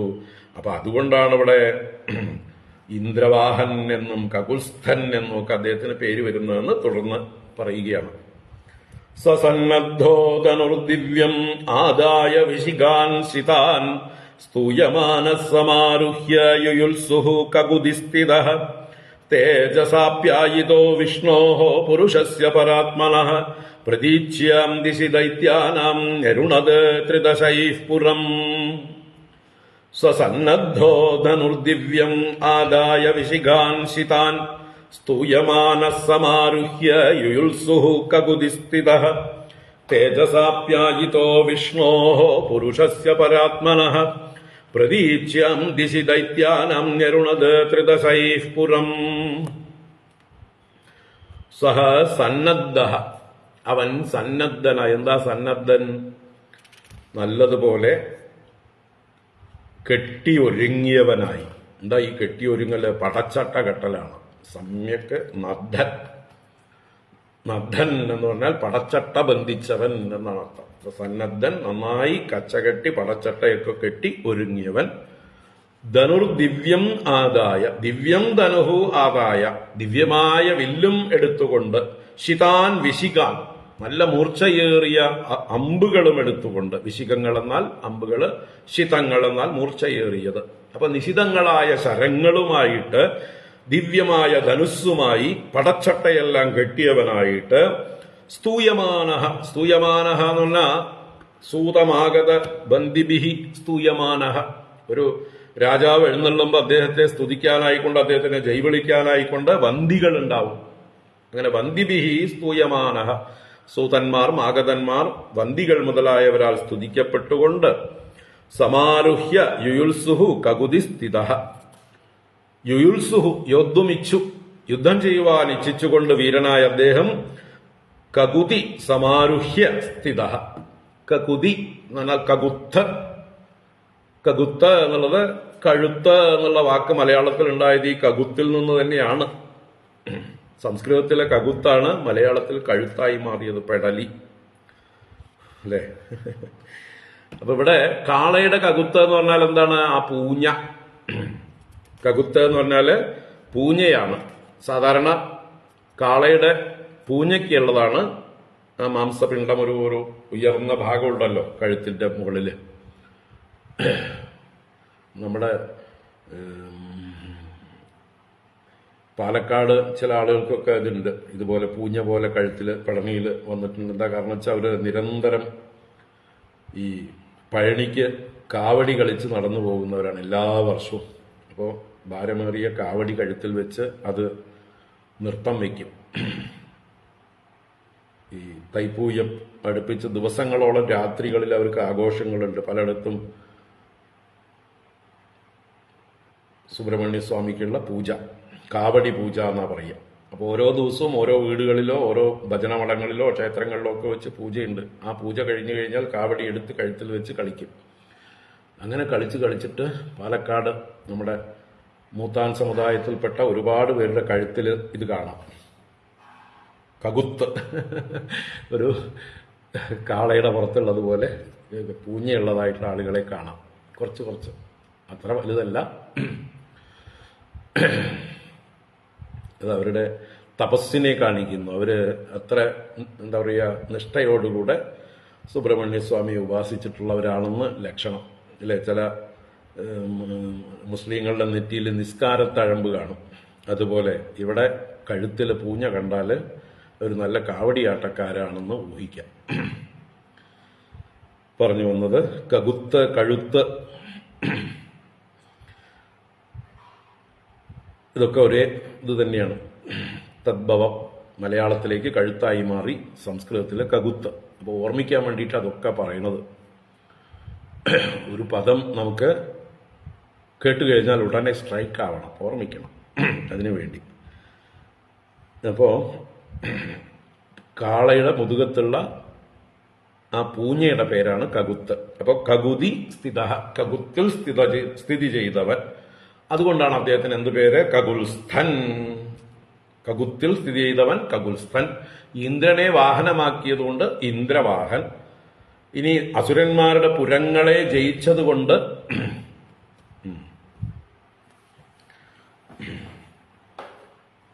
മറ്റേ ഇവിടെ എന്താണ് ചെട്ടിക്കുളങ്ങരയൊക്കെ ആ ഭാഗത്ത് ജീവത എന്ന് പറയുന്ന രഥം ചുമന്നുകൊണ്ട് നടക്കുന്നവർക്കും ഈ ഇതുപോലെ വരും എന്ന് പറയുകയാണ്.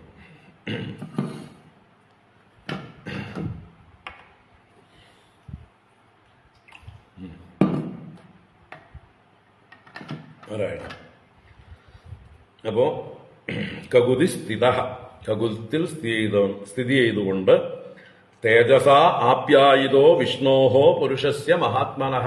മഹാത്മനഃ പുരുഷസ്യ വിഷ്ണോഹോ തേജസ ആപ്യായിതഃ. മഹാത്മാവായ ഭഗവാൻ വിഷ്ണുവിന്റെ തേജസ് കൊണ്ടും ആപ്യായിതനായിട്ട്, പോഷിപ്പിക്കപ്പെട്ടവനായിട്ട്. ആപ്യായനം ചെയ്യുക എന്ന് പറഞ്ഞാൽ ജലം കൊണ്ട് നനയ്ക്കുക എന്നൊരു അക്ഷരാർത്ഥം, പോഷിപ്പിക്കുക എന്ന് അതിന്റെ തത്വം, എന്താ പറയുക, ആന്തരികാർത്ഥം. ആപ്യായന്തു മമാംഗാനി എന്ന ശാന്തി മന്ത്രം ആരംഭിക്കുന്നുണ്ട്.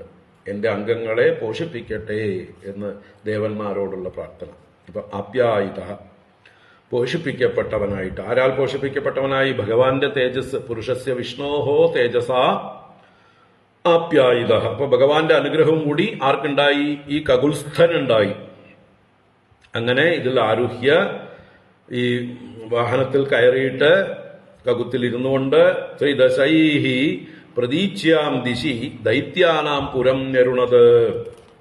പ്രതീച്യാം ദിശി, പടിഞ്ഞാറേ ദിക്ക്, അസുരന്മാരുടെ ദിക്കായിട്ടാണ് പടിഞ്ഞാറ് പറയുക. പടിഞ്ഞാറ്, തെക്ക് പടിഞ്ഞാറ് അല്ലെ, നിരുതി കോൺ. ഇപ്പൊ നിരുതിയും പടിഞ്ഞാറും ഒക്കെ അസുരന്മാരുടെ ദിക്കായിട്ട് പറയപ്പെടും. അവിടേക്ക് ദിശി ദൈത്യാനാം പുരം ത്രിദശൈഹി ഞെരുണത്. ദൈത്യന്മാരുടെ പുരത്തെ ഞെരുണത്, നിരോധിച്ചു, തടഞ്ഞു, ആക്രമിച്ചു, വളഞ്ഞു എന്നൊക്കെ അർത്ഥം. ആരോടുകൂടെ? ത്രിദശൈഹി സഹ, ദേവന്മാരോടുകൂടെ. അപ്പൊ ദേവന്മാർ ഇദ്ദേഹത്തിന് സഹായികളായിട്ട് ചെന്നു. അദ്ദേഹത്തെയാണ് സഹായത്തിന് അങ്ങോട്ട് ചെന്ന് വിളിച്ചതെങ്കിലും ഇപ്പൊ അദ്ദേഹം മുഖ്യ നേതാവും ഇന്ദ്രൻ വാഹനവും ബാക്കി ദേവന്മാരെല്ലാം അദ്ദേഹത്തിന്റെ അകമ്പടിയായിട്ടും ചെന്ന് ഈ പുരത്തെ ആക്രമിച്ചു. ദൈത്യന്മാരുടെ പുരത്തെ ഞെരുണത്. തൈസ്തസ്യ ചാഭൂത്പ്രദനം തുമുലം ലോമഹർഷണം യമായ ഭല്ലൈരമയത് ദൈത്യാൻ യേ അഭിയയുർമൃതേ. തൈസ്തസ്യ ചാഭൂത്പ്രദനം തുമുലം ലോമഹർഷണം യമായ ഭല്ലൈരമയത് ദൈത്യാൻ യേ അഭിയയുർമൃതേ. തൈഹി തസ്യ തുമുലം ലോമഹർഷണം പ്രധനം അഭൂത്. പ്രധനം എന്നാൽ യുദ്ധം. കീദൃശം പ്രധനം? തുമുലം ലോമഹർഷണം. തുമുലം എന്ന് പറഞ്ഞാൽ അതിഗംഭീരമായത്, ഭയാനകമായത്, സങ്കുലമായത്, കോലാഹലത്തോടു കൂടിയത് എന്നൊക്കെ അർത്ഥം. ലോമഹർഷണം, രോമാഞ്ചം ഉണ്ടാക്കുന്നത്, കാണുന്ന വീരന്മാർക്കൊക്കെ രോമാഞ്ചം ഉണ്ടാക്കുന്നതായിട്ടുള്ള പ്രധാനം യുദ്ധം. തൈഹി അവരോടുകൂടെ, ആരോടുകൂടെ? അസുരന്മാരോടുകൂടെ, തസ്യ അവന്, ആ കകുൽസ്ഥന്, അഭവത് അഭൂത്. അപ്പൊ കകുൽസ്ഥന്റെ നേതൃത്വത്തിൽ ദൈത്യന്മാരുമായി ഗംഭീര യുദ്ധമുണ്ടായി. മൃതേ ഏ അഭിയയുഹു ദൈത്യാൻ ഭല്ലൈഹി യമായ അനയത്. മൃതേ യുദ്ധേ, അപ്പൊ മൃതം യുദ്ധം. അപ്പൊ മൃതത്തില് ഏ അഭിയയുഹു, ആരൊക്കെ തന്റെ നേർക്ക് വന്നുവോ, അഭിയാനം ചെയ്തുവോ, അവരെയൊക്കെ ദൈത്യാൻ, ആ ദൈത്യന്മാരെയൊക്കെ ഭല്ലൈഹി, ഭല്ലങ്ങൾ എന്നാൽ ബാണങ്ങൾ, അസ്ത്രങ്ങൾ, ഭല്ലൈഹി അസ്ത്രൈഹി യമായ അനയത്, യമലോകത്തിലേക്ക് അയച്ചു. അങ്ങനെ തന്റെ നേർക്ക് വന്ന അസുരന്മാരെയെല്ലാം അദ്ദേഹം തന്റെ അസ്ത്രങ്ങളെ കൊണ്ട് യമലോകത്തിലേക്ക് അയച്ചു. തസ്യ ഇഷുപാദാഭിമുഖം യുഗാന്താഗ്നിമിവോൽബണം വിസൃജ്യ ദുദ്രുവുർദൈത്യാഃ ഹന്യമാനാസ്വമാലയം. തസ്യ ഇഷുപാദാഭിമുഖം യുഗാന്താഗ്നിമിവോൽബണം വിസൃജ്യ ദുദ്രുവുർദൈത്യാഃ ഹന്യമാനാസ്വമാലയം. അപ്പോ തസ്യ ഇഷുപാത അഭിമുഖം യുഗാന്താഗ്നിം ഇവ ഉൽബണം. യുഗാന്താഗ്നി, യുഗാന്താഗ്നി പ്രളയാഗ്നി, സംവർത്താഗ്നി. അപ്പൊ പ്രളയാഗ്നി പോലെ ഉൽബണം, ഭയങ്കരമായിരിക്കുന്ന തസ്യ ഇഷുപാത അഭിമുഖം വിസൃജ്യ, അദ്ദേഹത്തിന്റെ കകുൽസ്ഥന്റെ ഇഷുപാദം എന്ന് പറഞ്ഞാൽ അസ്ത്രമേൽക്കുന്ന സ്ഥലങ്ങള്, അതിന്റെ അഭിമുഖം, ആ ഭാഗം. അപ്പൊ അദ്ദേഹത്തിന്റെ അസ്ത്രങ്ങൾക്ക് മുമ്പിൽ നിന്ന് വിസൃജ്യ, വെടിഞ്ഞോടി. അദ്ദേഹത്തിന്റെ ഇഷുക്കൾ എവിടെയൊക്കെ പതിക്കുമോ അവിടെ ഒന്നും നിൽക്കക്കള്ളിയില്ല, അത് ജ്വലിച്ചിങ്ങനെ പ്രളയാഗ്നി വരും പോലെ വരികയാണ്. അപ്പൊ രക്ഷപ്പെട്ട് ഓടി ആര്? ദൈത്യന്മാർ. അതാണ് ദുദ്രുവുഹു ദൈത്യാഹ, ദൈത്യാഹ ദുദ്രുവുഹു, ദൈത്യന്മാരെല്ലാം അവിടുന്ന് ദ്രവിച്ചു, അവർ പാഞ്ഞു. ഹന്യമാനാഹ, ഇദ്ദേഹത്താൽ ഹനിക്കപ്പെടുന്നവരായിട്ട് അവരെല്ലാം അവിടുന്ന് പാഞ്ഞു. എവിടേക്ക് പോയി? സ്വം ആലയം. സ്വം ആലയം എന്ന് പറഞ്ഞാൽ ദൈത്യന്മാരുടെ ആലയം പാതാളം അല്ലെങ്കിൽ രസാതലം എന്നൊക്കെ പറയും. അപ്പൊ താഴെ അധോ ലോകങ്ങളിലേക്ക്, രസാതലത്തിലേക്കോ പാതാളത്തിലേക്കോ അവര് പലായനം ചെയ്തു, നിൽക്കക്കള്ളിയില്ലാതെ. ഇദ്ദേഹത്തിന്റെ അസ്ത്രങ്ങളുടെ ആ ജ്വലിച്ച് വരവ് കണ്ട് പ്രാണൻ ഭയപ്പെട്ട് പ്രാണനെ രക്ഷിക്കാനായിക്കൊണ്ട് ദൈത്യന്മാരെല്ലാം അവരുടെ ആലയമായിട്ടുള്ള പാതാളത്തിലേക്ക് വിലയം പ്രാപിച്ചു, രക്ഷപ്പെട്ടു. അപ്പോ ജിത്വാ പുരം ധനം സർവം സശ്രീകം വജ്രപാണയേ പ്രത്യയച്ഛത്സരാജർഷി ഇതി നാമവിരാഹൃതഃ. ജിത്വാ പുരം ധനം സർവം സശ്രീകം വജ്രപാണയേ പ്രത്യയച്ഛത്സരാജർഷി ഇതി നാമവിരാഹൃതഃ.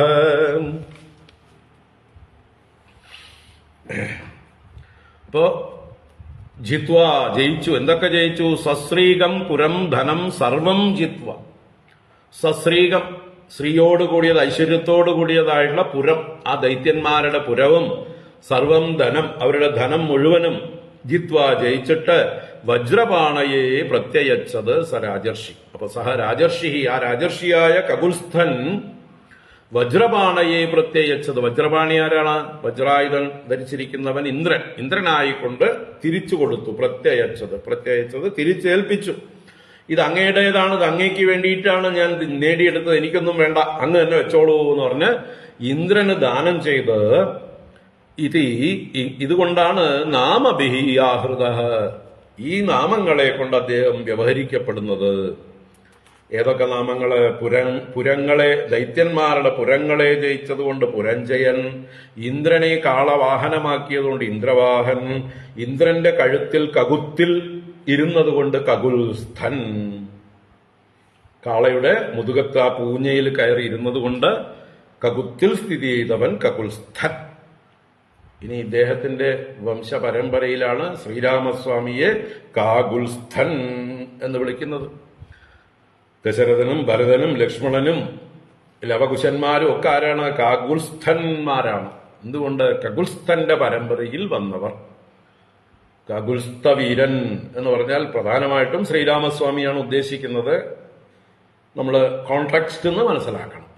ശ്രീരാമസ്വാമിയെ തന്നെയാണെന്ന് ഉറപ്പുണ്ടെങ്കിൽ ശ്രീരാമസ്വാമി, ചിലപ്പോൾ ലക്ഷ്മണനെ ഉദ്ദേശിച്ചാവാം, ഭരതനെ ഉദ്ദേശിച്ചാവാം, ദശരഥനെ ഉദ്ദേശിച്ചാവാം, അജനെയോ രഘുവിനെയോ ദിലീപനെയോ ഭഗീരഥനെയോ ഒക്കെ ആ പേര് പറഞ്ഞു വിളിക്കാം. അവരൊക്കെ ആ കപിൽസ്ഥന്റെ വംശത്തിലാണ് വന്നത്. അപ്പൊ ഇനി ആ പുരഞ്ജയന്റെ വംശത്തെക്കുറിച്ച് തുടരുന്നു. നമുക്ക് നാളെ കാണാം. ഇന്ന് വൈകിട്ട് വേറെ എൻഗേജ്മെന്റ് ഉണ്ട്, അതുകൊണ്ട് നാളെ തുടരാം. ഓക്കെ. ഓം കായേന വാചാ മനസേന്ദ്രിയർവാ ബുദ്ധ്യാത്മനാ വാ പ്രകൃതേ സ്വഭാവാത് കരോമി യദ്യത് സകലം പരസ്മൈ നാരായണായേതി സമർപ്പയാമി. ഓം ശാന്തി ശാന്തി ശാന്തി. ഹരി ഓം ശ്രീ ഗുരുഭ്യോ നമഃ. ഹരി ഓം. ഹരി ഓം. നാളെ കാണാം.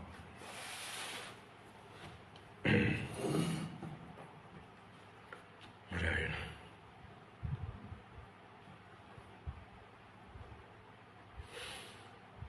ഓം. എല്ലാവർക്കും ശുഭദിനം.